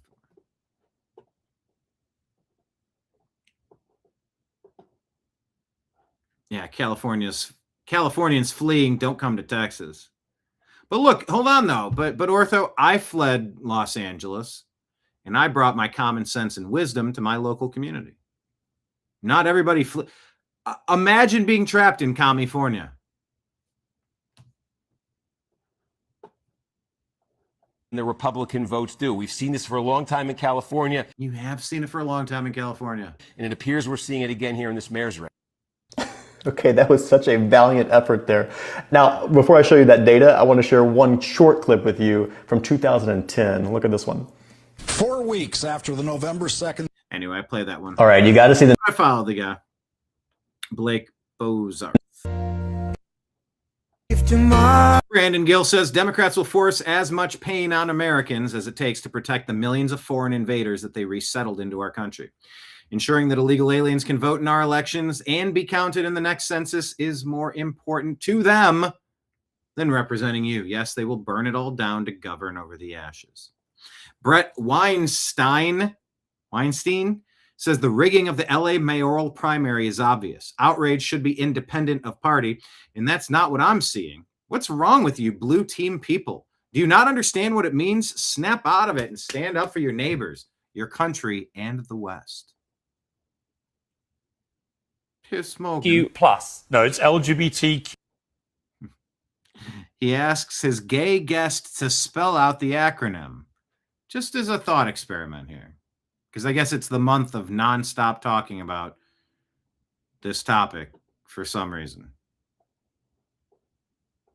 Q plus. No, it's LGBTQIA2SL plus. Right, sure. What does any of that mean? Are you now going to test me on what that is? Yeah, because I've no idea. That's amazing. You know, two means two spirit. That's right. I heard that one. Yes, two. It's Okay. a modern Indian. What's that about? Queer or questioning, and then also intersex, asexual. Okay, and then two spirit. Yeah, two spirit. Yeah. What's that?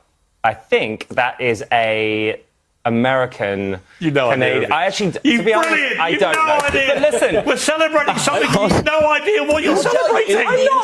In the interest of pride, I'll tell you what it is. Oh, great. They say that two-spirit was this ancient Native American sexual identity. Thank but you. it's not actually. It was invented in 1990. How does Michael Knowles know this and you don't? Because when people talk about things like two-spirit, whatever, and I start to say, well, I can identify as whatever I want, and I do the old, okay, I want to be a two-spirit penguin, and then you all go, well, that's ridiculous. But here are you supporting a month, celebrating a series of terminology which you don't even know what some of it means. as a gay man, I'm supporting anyone in the LGBTQ plus community.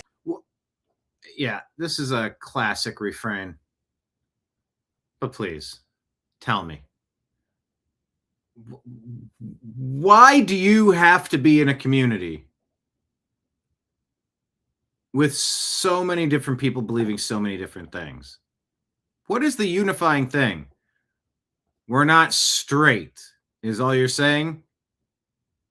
Hey, at least we're not straight. We'll take anybody that's not straight.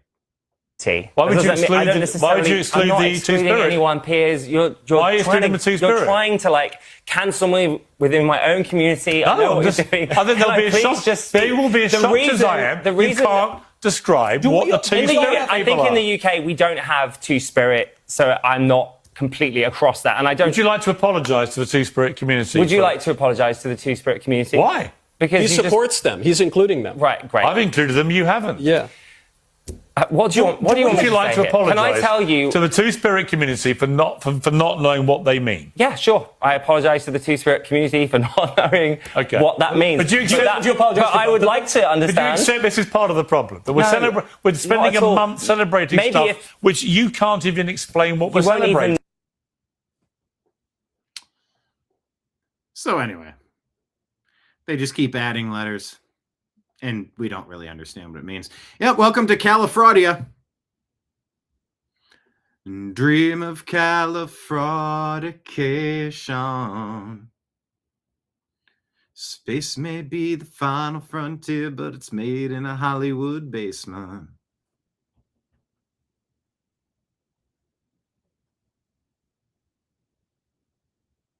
Control the population. Everybody's been there, and I don't mean on vacation. Firstborn Unicode. Dream of Califraudication.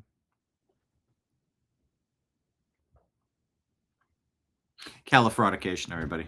Califraudia. We put that out as a standalone on our Instagram feed. So hit like, go to our Instagram and tap like on that and share it as your story, please. One more really bad story. I don't think I even want to.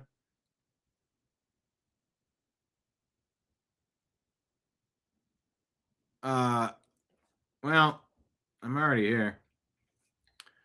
And it's blurred out. But why do you need a 30-round magazine, some would say? Why would you need a 30-round magazine? I've got an idea. By the way, Kenneth, you get the gold star. Nobody referenced my Treehouse of Horrors shirt today. I might have only worn this once on the show before. But yes, this is Bart and Lisa. After the C shot? Well, that was an obvious joke that could have been made there. But yeah, it's from the Treehouse of Horrors episodes on The Simpsons. Leave it to you to check out, to catch the Simpsons reference and make a joke about it. You, Kenneth, is a Simpsons fan just about as much as I am. You're close. Yeah, I mentioned it earlier, Kenneth, before you got here. I've been listening to the Fly on the Wall podcast. They're not sponsors or anything. I've been enjoying it because I listen to sports, but sports at some point I'm like, I don't want to think about sports. I don't want to learn anymore. What more do I need to learn about sports at this moment? It's why I haven't been doing a lot of sports shows for the Unhappy Hour at the moment. But then I'll go to the news and I'm like, all right, I think I caught up on the big stories in the news cycle. What else do I want to? And it's like, I like the Fly on the Wall podcast, Dana Carvey and David Spade, because it's in between the frustrations of sports and the frustrations of politics and current events. It's okay. You don't need to shy away from politics. We're talking about current events. I want to talk about current events on a daily. Does everything have to be political? Well, when there's political angles, I discuss them because I'm an adult and I don't throw a flippin' hissy fit. I can communicate without throwing things or yelling at you. But yeah, there's a lot of Simpsons talk. There's so much overlap between Saturday Night Live, Conan O'Brien, The Simpsons. I just listened to a good one with Wiggum, Hank Azaria. Oh, that was a good episode. Yeah, a lot of Conan O'Brien overlap stories. Conan was a writer there right before he went from, what did he do? I'm actually kind of confused in the order. He was a writer on Saturday Night Live. He was the producer of The Simpsons. Then he got his show. I think he went right from I actually forget. But anyway, it's a cool podcast to check out. There's a lot of Simpsons overlap. It's so Saturday Night Live specific, but yeah, that type of thing. Oh, there we go. I'm a Simpsonato. Mark pointing out the tip jar. Somebody, yep. Mark took a coin, threw it over my shoulder, and it went ding, ding, ding, ding, ding, ding, ding. Liberty Tango in the house. I'm doing the flex. You can't see because I'm off to the side. Super chat for a super chap. As Kenneth, that's your refrain, right? That is good because I was checking the analytics for this month. Last month was a strong month. And this month, we're waking up. We're 9 days. We're about a third of the way through June, and it's time to dust the cobwebs off. Thank you for that super chat. Liberty Tango, happy to have you here. Happy to have all of you here. Please hit like. Please hit subscribe. Share the show with a friend. Thank you for the Rumble rants, the super chats, the Patreon subscriptions. Everybody, it all matters. Venmo, Cash App, PayPal. I don't do ad reads. Shit, I've probably spent more time on this episode promoting the Fly on the Wall podcast. Also, They Might Be Drunk is good. Mark Normand and the other guy. That's very good too. But I don't do ad reads at the moment. I know I should have gotten sponsors by now, but part of me is just waiting to build the audience to the point where I want to go get the sponsors, but I do have several sponsors in mind.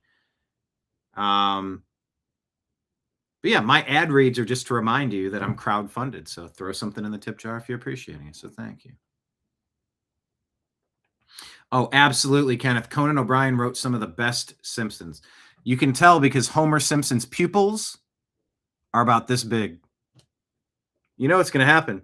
Somebody's going to clip that and go, he's in the Illuminati. I'm like, no, I'm showing you that Homer's pupils are like bigger than his iris or his, what is it? Iris and the Iris Elba? Idris Elba? Homer has like big, dumb, dilated pupils when Conan wrote for him. I don't know how they did that or why they did that, or if it was like I don't know if Conan, my question to Conan, I would love to ask Conan, did your team have notes now with the animation team to make the pupils extra large? Because Homer was like 37% dumber. His pupils were about 100% larger. And it was so funny. Conan's years were the best Simpsons years.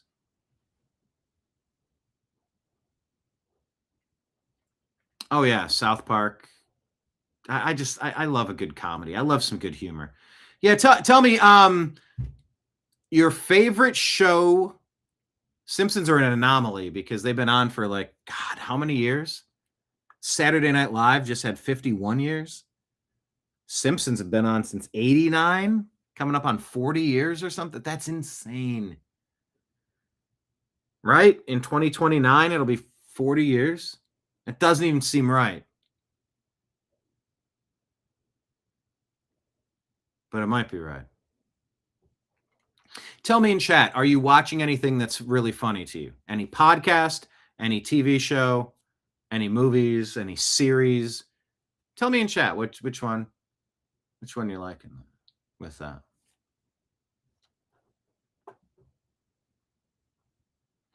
Ortho, you're saying YouTube won't allow you to hit share, unfortunately. What does that mean?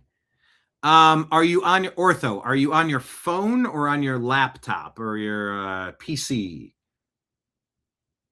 Because I can share from my phone and I can share from PC. Maybe you need to expand a panel or close the chat to see the share.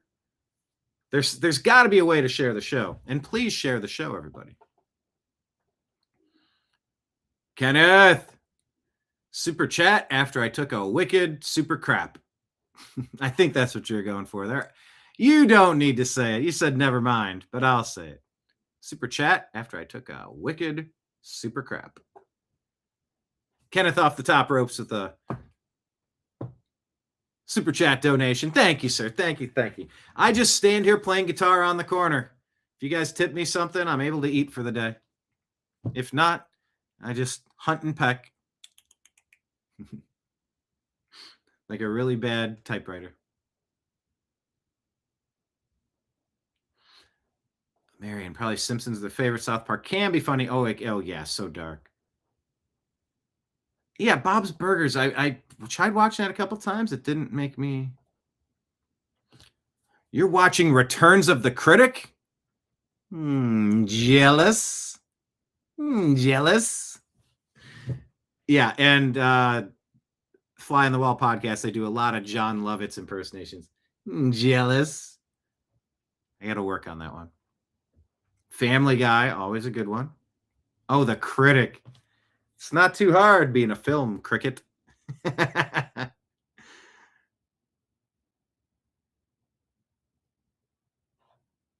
Space Ghost. Wow. Are they still current or are they all in reruns? Liberty Tango, you're in a cat. Oh no, it was Alberta. What was that guy's name? Alberta Albert? No. Alberta Allen? You know, Miami Bob. What's my Alberta dude's name? Alberta Anthony? I gotta scroll up. What's Alberta's name? Alberta Andersonley. No. Where'd he go? Scrolling now, I can't see. Anyway, where's the cabin at?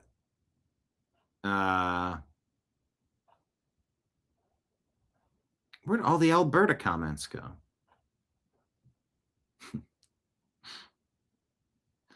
Okay, so you've tried everything and you can't share the show. Interesting. You're watching on an iPad. Yeah, see, I don't mess with iPads. Weird. That's weird and wild stuff. Is Family Guy still active? That's still an ongoing show, right?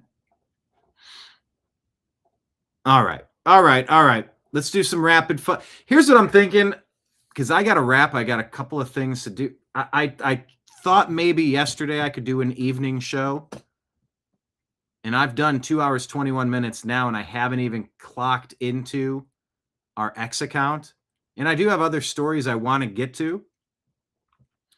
But yeah, I was aiming at 60 to 90 minutes, hour and a half, and I've blown past that by about an hour. Oh, Blue Ridge Mountains, North Georgia. Wait, the Blue Ridge go all the way down to Georgia. The Blue Ridge went down to Georgia, going to have himself a time. Friendly faces everywhere. Arnold, thank you, Alberta Arnold. Arnold. Man, my voices are all off. I gotta work on my voices. Maple Leaf Brittany. Wait, who's Maple Leaf Brittany? I haven't seen a Brittany in chat. Oh shit! Just south of Helene, damaged western North Carolina. Liberty Tango, were you the gentleman in chat yesterday that said I watched your documentary on Hurricane Helene? Were you the one that mentioned that? Hurricane Helene, help on the way. Yeah, that was eye-opening. You know, it wasn't too long. Okay, Ortho saying it's just screw tube messing with you, which might be true. Lord knows they have to me. My God. The amount of revenue and growth they stole from the new American media. Can't even put it into words. Okay, yes, sir. That was you who said you watched the documentary. Thank you for watching, and please share that. You know, but I went to I was in Western Ohio at Bowling Green State University, where I went to school, and 9/11 happened, and South Park did such a good job on so many things. The subprime housing crash, the Margaritaville episode with subprime loans, and it's gone. What? And it's gone. Yeah, we're going to take that deposit. Go ahead and put that into an investment account for you. You really get that money working for you, and it's gone. That Margaritaville episode, mortgage-backed securities, and they did such a good job describing how the economy collapsed. South Park episode did that.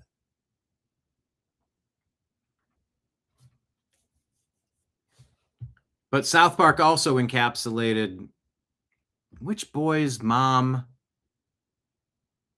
Maybe it was Sharon. Is that Stan's mom?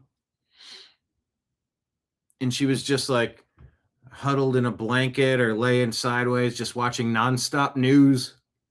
Remember that? After 9/11, you're just like catatonic and like, what's going on? And I'm like, yes, that's me. I'm her. I gotta snap out of this. Like, it really impacted me. We did a big fundraiser for the Red Cross before I realized you can't really trust the Red Cross. I believe we raised $1,471 in cash on a random Tuesday benefit concert. I just took a big stack of cash and donated it to him. And I said, do the right thing. Give me a receipt and do the right thing. I'm handing you tons of cash. Don't just put it in your pocket and go on vacation, please. But even then, like, the point of saying that is that I saw what happened in Manhattan. I'm like, it feels like a Die Hard movie. It doesn't seem real. What's going on? And so I got in a car and drove.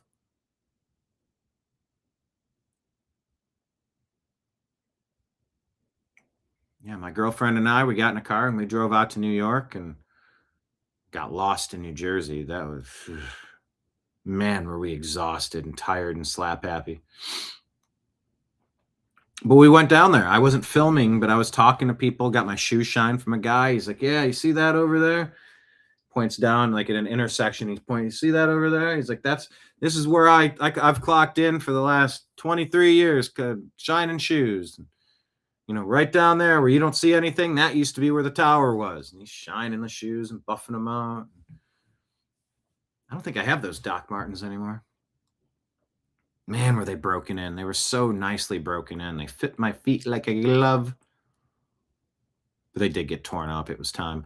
But yeah, like I wanted to talk to people. I wanted to hear the stories. I wanted it to seem real because it didn't seem real anymore. So yeah, that's what I did at Northern Virginia, Western Tennessee, and was it Northern North Carolina? However that works out. I went to 3 different stops in those 3 places. I just wanted to document it. You know? Oh yeah, FEMA was criminal back then. Under new management now. Oh, Dina saying Liberty did share that video. Thank you for sharing that video. Hurricane Helene, help on the way. We got a bunch of documentaries out there. Marion, almost every government agency is still criminal. I know. And even more amazing, your comment didn't get deleted this time. All right. Well, look, let me just do a lightning round. I don't even want to... It's the vibe checks. We've been talking about comedy for a while. But, like, I'm kind of bouncing between sports, current events, politics, and comedy. All right. I have to. So this is a vibes check. If you want to disconnect from the story for a minute or two, that's fine. Disconnect. Mute it or whatever. Or just don't look at the screen. I don't think there's any sound, thankfully. But, you know, we had that guy from Sudan try to take the head off of a person in Ireland yesterday. So apparently in Mernda, Australia,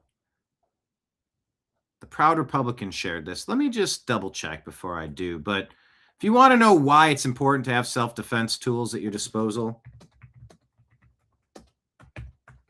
and why, I'm not saying be paranoid, and I'm not saying be anything other than alert, aware, awake. Let's see if this is a real story. The Guardian's coming up. Looks like a real story. Yes, the core claims are true. After leaving a party near Melbourne, 8 youths, mostly teenagers, from a western suburbs gang chased this kid down on a street. And they kicked, and then they stomped, and then they pointy-thinged him 56 times, causing 66 blunt force injuries, 152 wounds. The entire attack captured on closed-circuit TV.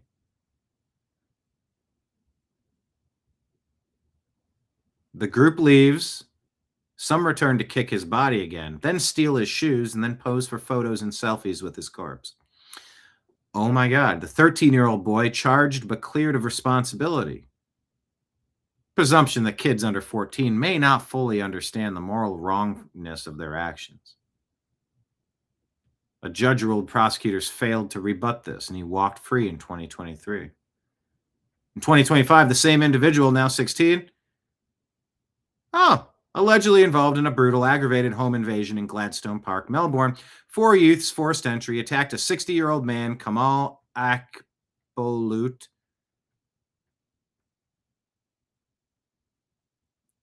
pointy-thinging him multiple times, S-ing him in the arm, bashing him with a hammer while demanding valuables. He faces related charges.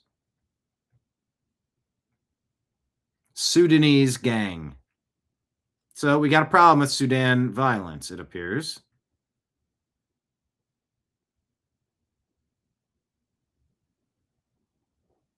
Scanning this. Sentences of 17 to 19 and a half years. The story is real and it's horrific.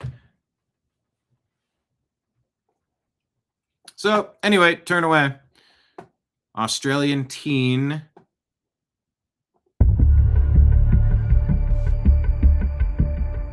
I'll mute the music. Mute the music?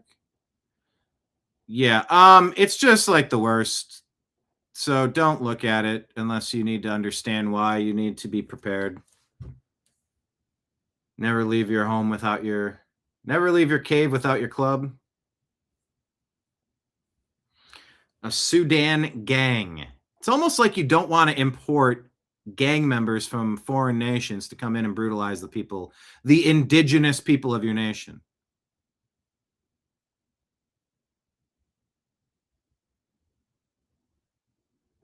I mean, it's pretty much the worst. Then they leave, and then they come back, and then they do some more damage. And it's just, today's just a day about being aware. There are some really bad people doing some really bad things. And it's like, is this an initiation? What are we even doing? Liberty Tango, they don't pull that crap here in the Blue Ridge Mountains. We have more guns than squirrels, like Texas. That's a good phrase. More guns. What does this mean? Good to see you. And what's GBY on the show? What's GBY? I know, we harshed the vibe. I know. But always be prepared. Be prepared. Okay, Liberty Tango's in North Dakota. Gotcha. Wait, yeah? No. No, Liberty Tango. Wait, North Dakota.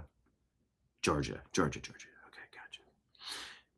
Anyway, just today's a day of 2 Sudan attacks.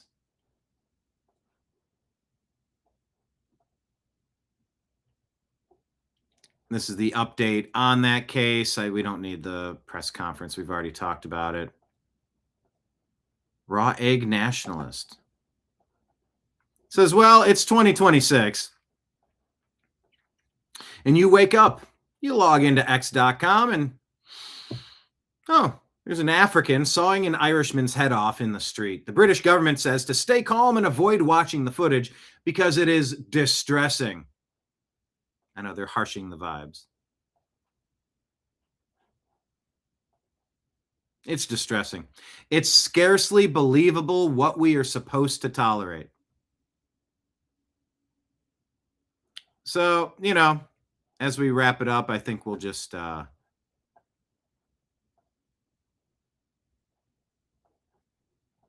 let's just send our good vibes and our prayers to the victims of senseless violence, especially this guy in Ireland, praying that the medical staff has great ability, great equipment, great compassion, great care, and that they're able to help this person survive and then rebuild some semblance of a life. Amen. Whew. Just a tough day for these stories. 2 more here, and we will wrap. California Underground says the biggest problem with the DoorDashification, that's interesting, the DoorDashification of voting in California is that it removes even the slightest bit of effort from the process. If you can't be bothered to get up and go vote in person, can you be bothered to actually research what you're voting for? Uninformed voters tend to vote based on emotion, demagoguery, and handouts, none of which is good for society in the long term. I concur.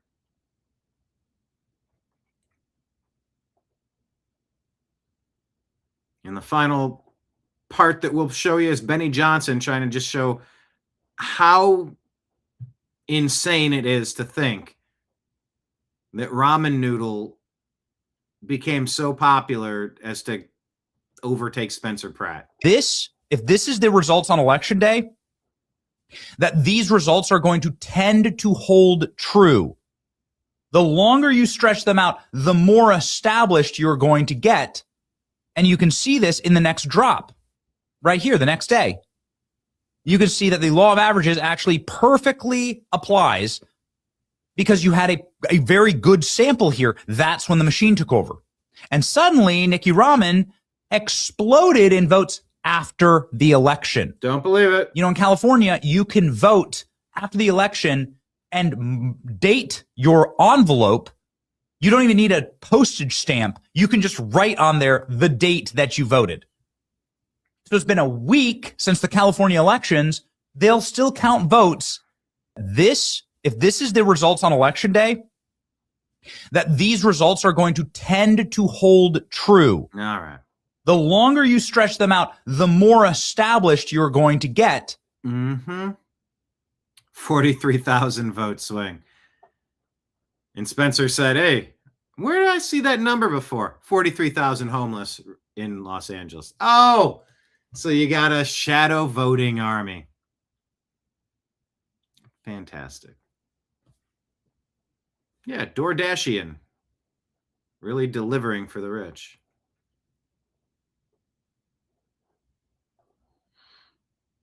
Yep, good point, Mark. Father, heal, guide, and uphold your children. Prepare us for your righteous cause against all who would harm us. In Jesus' name, amen. Yeah, that story really bothered me today. I tried to stay in good spirits. I didn't want to yell. I didn't want to curse too much. I didn't want to, because, at this point, it's just every day we're finding these stories. Every week there's something disgusting and brutal and unnecessary. But it is necessary that we reverse course on this. It is necessary that we reconfigure everything that's been messed up, and a lot has been messed up. So there's a lot going on. There's a lot to unpack. And that's why we jump in and do this show every day, Monday through Friday. But yeah, I do have stories on X that I would like to get to.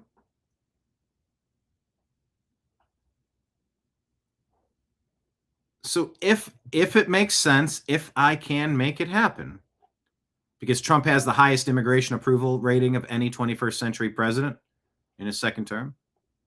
I want to dig into that. Maybe mention the World Cup. They got one of the best referees. He's from Somalia.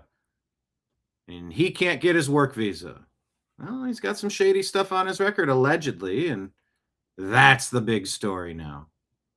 If we're not yelling at reflecting pools, fixed reflecting pools,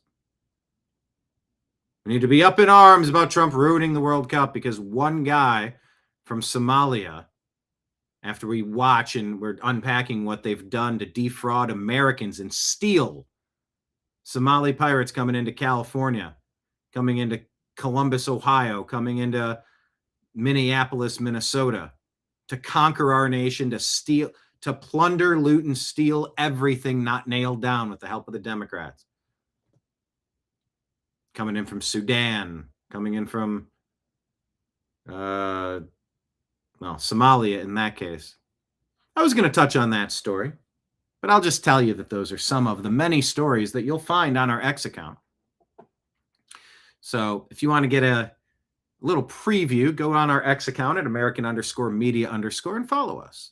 Hit like, hit subscribe, share the show with a friend. If you're on one of the YouTube apps that lets you hit the confetti or the hearts, go pop, up, up, up, up, up, up, up, up, up, up. It just shows engagement. And if we have engagement from our site, well then, it might boost us in the rankings a little bit. Fingers crossed. Do the soccer refs carry weapons? Now, that's a pretty good question. They have what? Red cards, yellow cards? Is there anything about a card that could be a weapon? I don't know. Wordplay people, tell me in chat. But yeah, I'm thinking if it's possible to do a show this evening, maybe 9 or 10 o'clock. Not entirely certain if I can, but I'm definitely thinking about it. So stay tuned. Keep your eyes peeled for notifications. We show you what's going on in the news, and we try to decipher. We try to unpack. We joke about things when we can, and we try to grin and bear it and move through it when it's uncomfortable stuff. But either way, they are literal news events that are happening, current events, and we're going to be way better off if we're paying attention to them instead of ignoring them. So on that point, I will pause. And I will thank you on behalf of everybody out there in the TNAM universe. Share the show with a friend. Invite somebody to lunch tomorrow, or this evening, or tomorrow. Regardless, invite all your smart friends in. Signing out on behalf of everybody out there in the TNAM universe. I appreciate you. I love you. And we'll talk to you again soon. Take care, everybody. Peace.